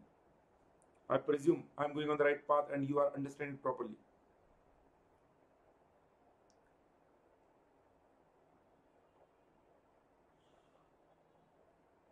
ओके, मेघना बोल रही है अच्छे समझ में आया सर। ओके, बाकी के लोग भी कमेंट करें, ठीक है। बढ़ते आगे, risk management and internal controls में देखो, आपको समझ आया रिस्क मैनेजमेंट इंटरनल कंट्रोल दोनों का क्या रोल है। रिस्क मैनेजमेंट जो होता है, रिस्क मैनेजमेंट वो आपके ऑर्गेनाइजेशन को थ्रेट्स एंड अपॉर्चुनिटीज को आइडेंटिफाई करने के लिए हेल्प करता है। रिस्क मैनेजमेंट हेल्प करता है to identify the threats and opportunities, whereas internal control help करता है उन थ्रेट्स को काउंटर करने के लिए एंड अपॉर्चुनिटीज को सीज करने के लिए। मतलब थ्रेट्स को ओवरकम करने के लिए, अपॉर्चुनिटीज को सीज करने के लिए इंटरनल कंट्रोल हेल्प करता है। दोनों का अपना अपना रोल है। Risk management threats and opportunities को आइडेंटिफाई करने के लिए हेल्प करता है, एंड इंटरनल कंट्रोल उन थ्रेट्स को काउंटर करने के लिए, अपॉर्चुनिटीज को सीज करने के लिए हेल्प करता है। और इसलिए कहते हैं risk management and internal control दोनों आपके ऑर्गेनाइजेशन को इन्फॉर्म्ड डिसीजंस के लिए हेल्प करता है, बेटर डिसीजंस के लिए हेल्प करता है, और इंप्लीमेंटिंग द नेसेसरी कंट्रोल्स के लिए हेल्प करता है। Risk management and internal control क्या कंट्रोल्स लाने चाहिए वो भी आपको हेल्प करता है। रिस्क प्रोफाइल जो होता है कंपनी का, रिस्क प्रोफाइल ये आपके रिस्क रजिस्टर से पता चलेगा। Suggestive template of it is illustrated below. वो जो रिस्क एरियाज दिए वो 3 एरियाज आप मेरे साथ लिख लो वहां पर। पहला एरिया है बिजनेस रिस्क, पहला है बिजनेस रिस्क, दूसरा है फाइनेंशियल रिस्क, एंड तीसरा है regulatory and compliance risk. Regulatory and compliance risk. Risk register के थ्रू आपको रिस्क प्रोफाइल समझेगा। ये रिस्क एरियाज है। बिजनेस रिस्क, जब आपका मार्केट शेयर कम हो रहा है, आपके रिस्क रजिस्टर में पता है मार्केट शेयर कम हो रहा है, क्यों कम हो रहा है? Root cause lack of innovation, market survey, ये है। मिटिगेशन में क्या? Keep a vigil on the latest developments and continuous monitoring. Financial risk क्या? Leveraging capital structure and cash flows, उसका रीजन क्या? Inability to access appropriate funding requirements, उसको कैसे mitigate करना? Adopting resource planning policy. Regulatory and compliance risk है non compliance of applicable laws, not keeping abreast of the latest changes in the regulatory environment, knowledge updation and maintenance of robust compliance checklist। तो भैया आपके organisation का जो risk profile है वो आपके risk register से समझता है, और जैसे कौन से रिस्क एरियाज है, उन रिस्क एरियाज के हिसाब से क्या रिस्क है और वो कौन से रिस्क ऑर्गेनाइजेशन फेस कर रही है, उस रिस्क से आपको रिस्क एरिया फेस पता चलेगा। अच्छा, ऑर्गेनाइजेशन के अंदर कैपिटल हम कह सकते हैं कैश फ्लोज का इशू है तो फाइनेंशियल रिस्क है। ऑर्गेनाइजेशन को हम कह सकते हैं पनिशमेंट्स हो रहे हैं नॉन कंप्लायंसेस के लिए तो रेगुलेटरी रिस्क है। ऑर्गेनाइजेशन का मार्केट शेयर कम हो रहा है, बिजनेस रिस्क है। तो ये आपका रिस्क प्रोफाइल रिस्क रजिस्टर से पता चलेगा, और उसको लेकर मिटिगेशन मेजर्स वहां पे दिया है। इसको लेकर सवाल आता है रिस्क प्रोफाइल क्या है? Risk profile of a company is represented through risk register. Risk profile के अंदर आपके रिस्क एरियाज आएंगे, की रिस्क आएंगे, उस एरियाज के रूट कॉज आएगा, और उसका मिटिगेशन मेजर्स क्या स्टेप्स है वो आएगा। एग्जाम में इसको लेकर क्वेश्चन आ सकता है फॉर 5 मार्क्स। रिस्क प्रोफाइल के बारे में लिखो। तो भैया रिस्क मैनेजमेंट इंटरनल कंट्रोल के साथ साथ रिस्क प्रोफाइल मैंने बता दिया यहाँ पर, रिस्क प्रोफाइल सबको क्लियर है। और फिर इस चैप्टर का लास्ट 2 पॉइंट्स, रिस्क मैनेजमेंट, जो 20 मार्क कंप्लीट हो रहा है हमारा, last 2 point risk matrix. Risk matrix देखो, उस रिस्क मैट्रिक्स से आपको पता चलेगा, ये आपको risk and control self assessment activity है। Risk matrix matrix that is used to during risk and control self assessment activity. Organisation खुद कर रहा है self assessment activity to define the various levels of risk at each stage activity process and sub process. आपके organisation के हर stage activity process and sub process पर organisation जो self assessment में जो मैट्रिक्स डेवलप करता है, ऑर्गेनाइजेशन खुद कर रहा है, उसे रिस्क मैट्रिक्स कहते हैं। रिस्क मैट्रिक्स में हर एक स्टेज पर आपके रिस्क का क्या इंपैक्ट एनालिसिस है, what is the likelihood of that risk, operating effectiveness क्या है, डिजाइन इफेक्टिविटी क्या है, इननेस क्या है, ये रिस्क मैट्रिक्स में आना चाहिए। इंटरनल कंट्रोल से पहले और इंटरनल कंट्रोल के बाद और आपके रिस्क मैट्रिक्स का रेटिंग होगा। Ratings are assigned to all above categories, impact analysis, likelihood, operational effectiveness, design effectiveness. मतलब इंटरनल कंट्रोल इंप्लीमेंट करने से पहले आपके ऑर्गेनाइजेशन का ऑपरेशंस कैसा था, आपके ऑर्गेनाइजेशन का डिजाइन कैसा था, और आपके ऑर्गेनाइजेशन में रिस्क आने के लाइक्लीहुड कितने हैं, आपके ऑर्गेनाइजेशन में रिस्क का इंपैक्ट कैसे हो सकता है इंटरनल कंट्रोल से पहले, वो पहले सेट होगा। इंटरनल कंट्रोल के बाद कैसे इंपैक्ट हो सकता है रिस्क का, लाइक्लीहुड ऑफ रिस्क मिनिमाइज हुआ है क्या, ऑपरेशनल इफेक्टिवनेस इंप्रूव हुआ है क्या, डिजाइन इफेक्टिवनेस इंप्रूव है कि नहीं, उसका रेटिंग आएगा। So rating pre and post control environment risk matrix में डेवलप किया जाएगा। Based on the ratings of gross inherent risk level and residual risk level is determined. Inherent risk level क्या है? Inherent कहते हैं inherent before internal control system is implemented, जो inherent risk है। Residual risk क्या है? After internal control system implement करने के बाद भी जो risk बचता है, जो balanced risk है, वो residual risk है। तो आपके रेटिंग से inherent और residual risk को डिटरमाइन किया जाएगा, high, medium, low respectively। अगर हाई रिस्क है, हाई इनहेरेंट रिस्क है या हाई रेसिडुअल रिस्क है, तो आपको वहां पर लिखो सब लोग, एडिशनल इंटरनल कंट्रोल्स क्या करने पड़ेंगे, इंप्लीमेंट करने पड़ेंगे, because existing internal control system is giving you high risk, inherent risk and residual risk, तो एडिशनल इंटरनल कंट्रोल्स आपको लगेंगे। अगर मीडियम रिस्क है तो आपको इंटरनल कंट्रोल एडिशनल लगे, बट कंटिन्यूअस, मीडियम रिस्क में कंटिन्यूअस मॉनिटरिंग लगेगा of the internal controls and उन्हें अपडेट करता है, अपडेटिंग देम। क्योंकि रिस्क मीडियम है, उन्हें एडिशनल इंटरनल कंट्रोल की जरूरत नहीं, जो एक्जिस्टिंग कंट्रोल्स है उन्हें कंटिन्यूअसली मॉनिटर करो एंड उन्हें अपडेट करो। लो रिस्क है तो ऐसे केस में इंटरनल कंट्रोल्स आर स्ट्रॉन्ग, ये आपको एक सिग्नल मिल रहा है, internal controls are strong. Inherent risk भी लो है एंड रेसिडुअल रिस्क भी लो है। मतलब इस रिस्क मैट्रिक्स से इंटरनल, बगैर इंटरनल कंट्रोल सिस्टम के क्या ऑर्गेनाइजेशन रिस्क फेस करता है, इंटरनल कंट्रोल सिस्टम के बाद क्या रिस्क फेस करेगा, इसका रिस्क मैट्रिक्स डेवलप होगा। और based on that risk matrix inherent risk और रेसिडुअल रिस्क को रेटिंग मिलेगा। इनहेरेंट रिस्क और रेसिडुअल रिस्क हाई है तो क्या आपको करना है, स्ट्रेटेजी दी है। इनहेरेंट रिस्क और रेसिडुअल रिस्क मीडियम है तो क्या करना है, और इनहेरेंट रिस्क और रेसिडुअल रिस्क लो है तो क्या करना है। हो सकता है इनहेरेंट रिस्क हाई हो और रेसिडुअल रिस्क लो हो, तो भैया उधर एडिशनल इंटरनल कंट्रोल्स लगेगा। हर एक में वही आंसर है आपका। अगर इनहेरेंट रिस्क लो है बट रेसिडुअल रिस्क हाई, तो रेसिडुअल रिस्क में आपको इंटरनल कंट्रोल ज्यादा एडिशनल लगेंगे। The inherent and residual risk follow the colour that is red, amber and green, amber green color coding mapping to high medium low risk respectively। तो high risk मतलब red colour, medium risk मतलब amber colour and low risk मतलब green colour, ये वो कहते हैं in the risk matrix. तो risk matrix is nothing but वो सेल्फ असेसमेंट एक्टिविटी है of the risk and control. Risk and control दोनों का, रिस्क कौन सा है, inherent risk and residual risk, control कौन सा है, इंटरनल कंट्रोल। अच्छा, तो इनहेरेंट रिस्क, रेसिडुअल रिस्क और इंटरनल कंट्रोल, इन दोनों को जोड़कर ऑर्गेनाइजेशन का रिस्क मैट्रिक्स डेवलप किया जाता है। It is a self-assessment activity of the inherent risk, residual risk, comparing that with the internal control system. Internal control system को inherent risk और residual risk के साथ जब कंपेयर करके उसके अनुसार रेटिंग दिया जाएगा, उसको हम रिस्क मैट्रिक्स डेवलप करते हैं। और रिस्क मैट्रिक्स से आपको पता चलता है ऑर्गेनाइजेशन का रिस्क का क्या इंपैक्ट है, क्या लाइक्लीहुड है रिस्क अराइज होने का, ऑपरेशनल इफेक्टिवनेस कितना है, डिजाइन इफेक्टिवनेस कितना है, ये पता चलता है। हो गया भाई रिस्क मैट्रिक्स। एंड फिर लास्ट पार्ट जो मैं कहूंगा, एक मॉडल रिस्क मैनेजमेंट पॉलिसी।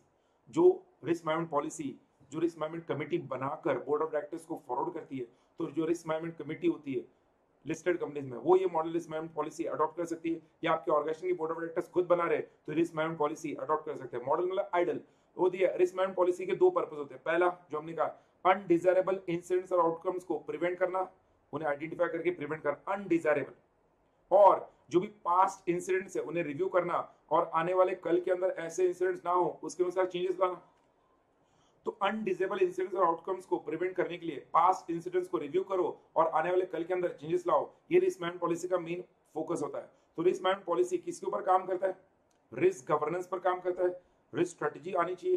तो risk management policy, model risk management policy में क्या होना चाहिए? रिस्क गवर्नेंस होना चाहिए, रिस्क स्ट्रेटजी होनी चाहिए। आपके ऑर्गेनाइजेशन का हम कहते हैं risk manage, risk governance, risk strategy के साथ साथ risk culture and control environment होना चाहिए, रिस्क एपेटाइट होना चाहिए, रिस्क आर्किटेक्चर मतलब क्या, उसका meaning risk management organisational arrangement, hierarchy, risk को लेकर रिस्क असेसमेंट होना चाहिए, रिस्क प्रोटोकॉल्स होने चाहिए, रिस्क का रिस्पांस डिफाइन होना चाहिए, role and responsibilities of risk assign होनी चाहिए, allocation of roles and responsibility of risk, risk management को लेकर ट्रेनिंग देना चाहिए, रिस्क को मॉनिटर करना और बेंचमार्क करने का क्राइटेरिया डेवलप होना चाहिए, अप्रोप्रिएट रिसोर्सेज एलोकेट करने चाहिए रिस्क मैनेजमेंट को लेकर, risk activities and risk priorities for the coming year वो आपने डिफाइन करने चाहिए। जब आपके रिस्क मैनेजमेंट पॉलिसी में ए टू एम ये सारे एक्टिविटीज और स्टेप्स इम्बाइब्ड होंगे तो आपका रिस्क मैनेजमेंट पॉलिसी मॉडल बनेगा। Model risk management policy ideal, एक आइडल रिस्क मैनेजमेंट पॉलिसी में ए से लेकर एन तक सारे steps board of directors properly follow करते, इंप्लीमेंट करते। Board of directors, risk management committee, chief risk officer, risk groups, ये सब मिलकर ये रिस्क मैनेजमेंट पॉलिसी बेहतर बना सकते हैं। ये हो गया model risk management policy.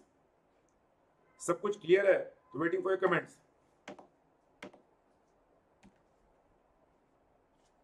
Management response मतलब क्या? Internal control. मैनेजमेंट क्या रिस्पांस देते हैं? Internal control. तो इंटरनल कंट्रोल सिस्टम के बाद जो रिस्क बचता है वो रिसिल रिस्क। मैनेजमेंट रिस्पांस से पहले मतलब इंटरनल कंट्रोल से पहले, इंटरनल कंट्रोल सिस्टम को इंप्लीमेंट करने से पहले जो रिस्क बचता है वो इनहेरेंट रिस्क है। Management response is nothing but implementing internal control system. Pooja clear बेटा? दोस्तों we have completed that part. Quickly मैं आपको अभी तक के आए हुए पेपर्स हम डिस्कस कर लेते हैं कि वाकई में हम लोग अभी तक के आए हुए पेपर्स के क्वेश्चंस कर पा रहे कि नहीं कर पा रहे। मैंने आपको ऑलरेडी क्वेश्चंस शायद से दिए हैं।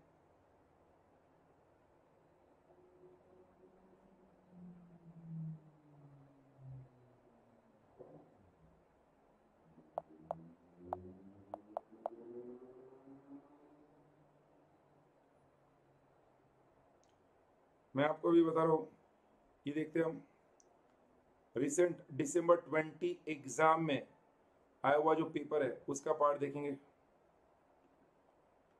दिसंबर 20 में ये हमारा गवर्नेंस का पेपर है। इसको लेकर दिसंबर 20 में जो हमारा पार्ट 2 है risk management, I want your comments quickly. ये हमने पढ़ा है कि नहीं मुझे भी पता चलेगा, आपको भी पता चला।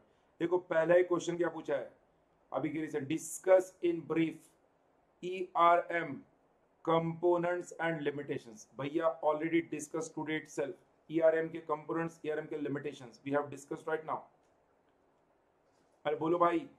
फिर risk analysis is essential tool and one that could save time, money and reputation. Explain the statement, bring out the use of risk analysis. Use of risk analysis ये भी मैंने डिस्कस किया है। If you ask me तो मैं आपको सीधा answer ही बताता हूँ। रिस्क मैनेजमेंट और उसके कंपोनेंट्स एंड लिमिटेशन हमारे नोट्स के पेज नंबर किस पर दिया है? ऐसे पेज नंबर 14 एंड 15 पर दिया है। देन रिस्क एनालिसिस के यूजेस कहाँ पर दिया है? रिस्क एनालिसिस के यूजेस जो हमने लास्ट लेक्चर में देखा था वो हमारे नोट्स में दिया है पेज नंबर 7 पर। पेज नंबर 7 पर है ये answer. Benefits of risk analysis, uses of risk analysis, salient features. उसके बाद non financial risk do not have direct and immediate impact, list the non financial risk. ये हमारे नोट्स के page number 3 पर दिया है।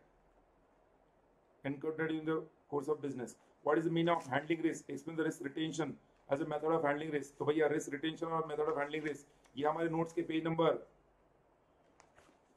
कहाँ पर दिया है? Risk handling risk and this, yes page number 8 पर दिया है। Page number 8। तो भैया पूरा 20 मार्क का पेपर मैंने आपके सामने रखा है, ये दिसंबर 20 का है आपके सामने। उसके बाद आई से दिसंबर 20 से पहले, जून 20 में तो हुआ नहीं था, दिसंबर 19 का पेपर ही है। दिसंबर 19 के अंदर हम आते हैं और दिसंबर 19 में आपका ये जो पार्ट 2 है इसमें आते हैं liquidity and solvency are all together different, do you agree, discuss the types of liquidity risk. ये हमारे नोट्स के पेज नंबर 3 पर दिया है, टाइप्स ऑफ लिक्विडिटी रिस्क, जो मैंने वहां पर बताया था आपको, trading risk, funding risk. Then your company is running its corporate office, ये आपके नोट्स के, यस, रिस्क एनालिसिस में ये ऑलरेडी हमने दिया है, 5 लाख का एक्स्ट्रा कॉस्ट हो सकता है, ये हमने कैलकुलेट भी करके डिस्कस किया है, ये आपके नोट्स के पेज नंबर 7 पर दिया है। What is systematic risk and unsystematic risk, ये आपके नोट्स के पेज नंबर 2 पर दिया है। देखो भाई, what are the relevant provisions of company relating to reporting of fraud, ये आज हमने देखा है, ये आज हमने देखा है, पेज नंबर कहां पर दिया है, 10 पर, पेज नंबर 10 पर दिया है। हो गया भाई, जून दिसंबर 19 के भी सारे क्वेश्चन डिस्कस कर लिए भाई, ठोको ताली, कमेंट तो करो। सारे ये 18 पेजेस में आपका अभी तक के दोनों एग्जाम के क्वेश्चंस हर एक पॉइंट कवर्ड है, इसका मतलब आप भरोसा रख सकते हो इन नोट्स पर ब्लाइंडली, सब कुछ यही से पूछा गया, मतलब एवरीथिंग इज कवर्ड। फिर आपका जून 19 का पेपर देखते हैं।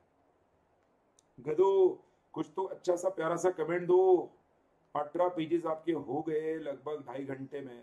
यहाँ पर दिया whether risk management and corporate governance principles have relation, लोगो रिस्क गवर्नेंस आज देखा, रिस्क गवर्नेंस और देखा ना, रिस्क गवर्नेंस एक्सप्लेन, ये हमारे नोट्स का पेज नंबर के साथ बोलेंगे भाई, नोट्स का पेज नंबर कौन सा है, पेज नंबर 13 पर है, ये बेटर है, पेज नंबर दे रहा हूँ मतलब दूध को दूध पानी का हो जाए, पेज नंबर 13 है। What are the different dimensions of identifying threats in risk analysis process in a company, their probability of increasing, again वो अभी जो देखा वही पेज नंबर 7 पर दिया है। While conducting audit, secretary found that 4 signature account is transfer used, being a company secretary pointed out the major aspects to be included in the fraud risk management policy, ये page number 10 पर दिया है, आज fraud risk management policy देखा है। pointed out the situation risk analysis may be useful, ये अभी भी क्वेश्चन रिपीट हुआ है, पेज नंबर 7 पर दिया है, देखो risk analysis policy, again page number 7 पर ही 2 क्वेश्चंस है, पेज नंबर 7 पर ही 2 क्वेश्चंस है। और उसके अलावा आपको यहाँ पर पेज नंबर 13, पेज नंबर 10, भैया एंटायर पार्ट जो तीनों एग्जाम्स में पूछा हुआ है यहाँ पर कवर हो गया है। I hope risk management 20 mark सबका सिक्योर्ड है।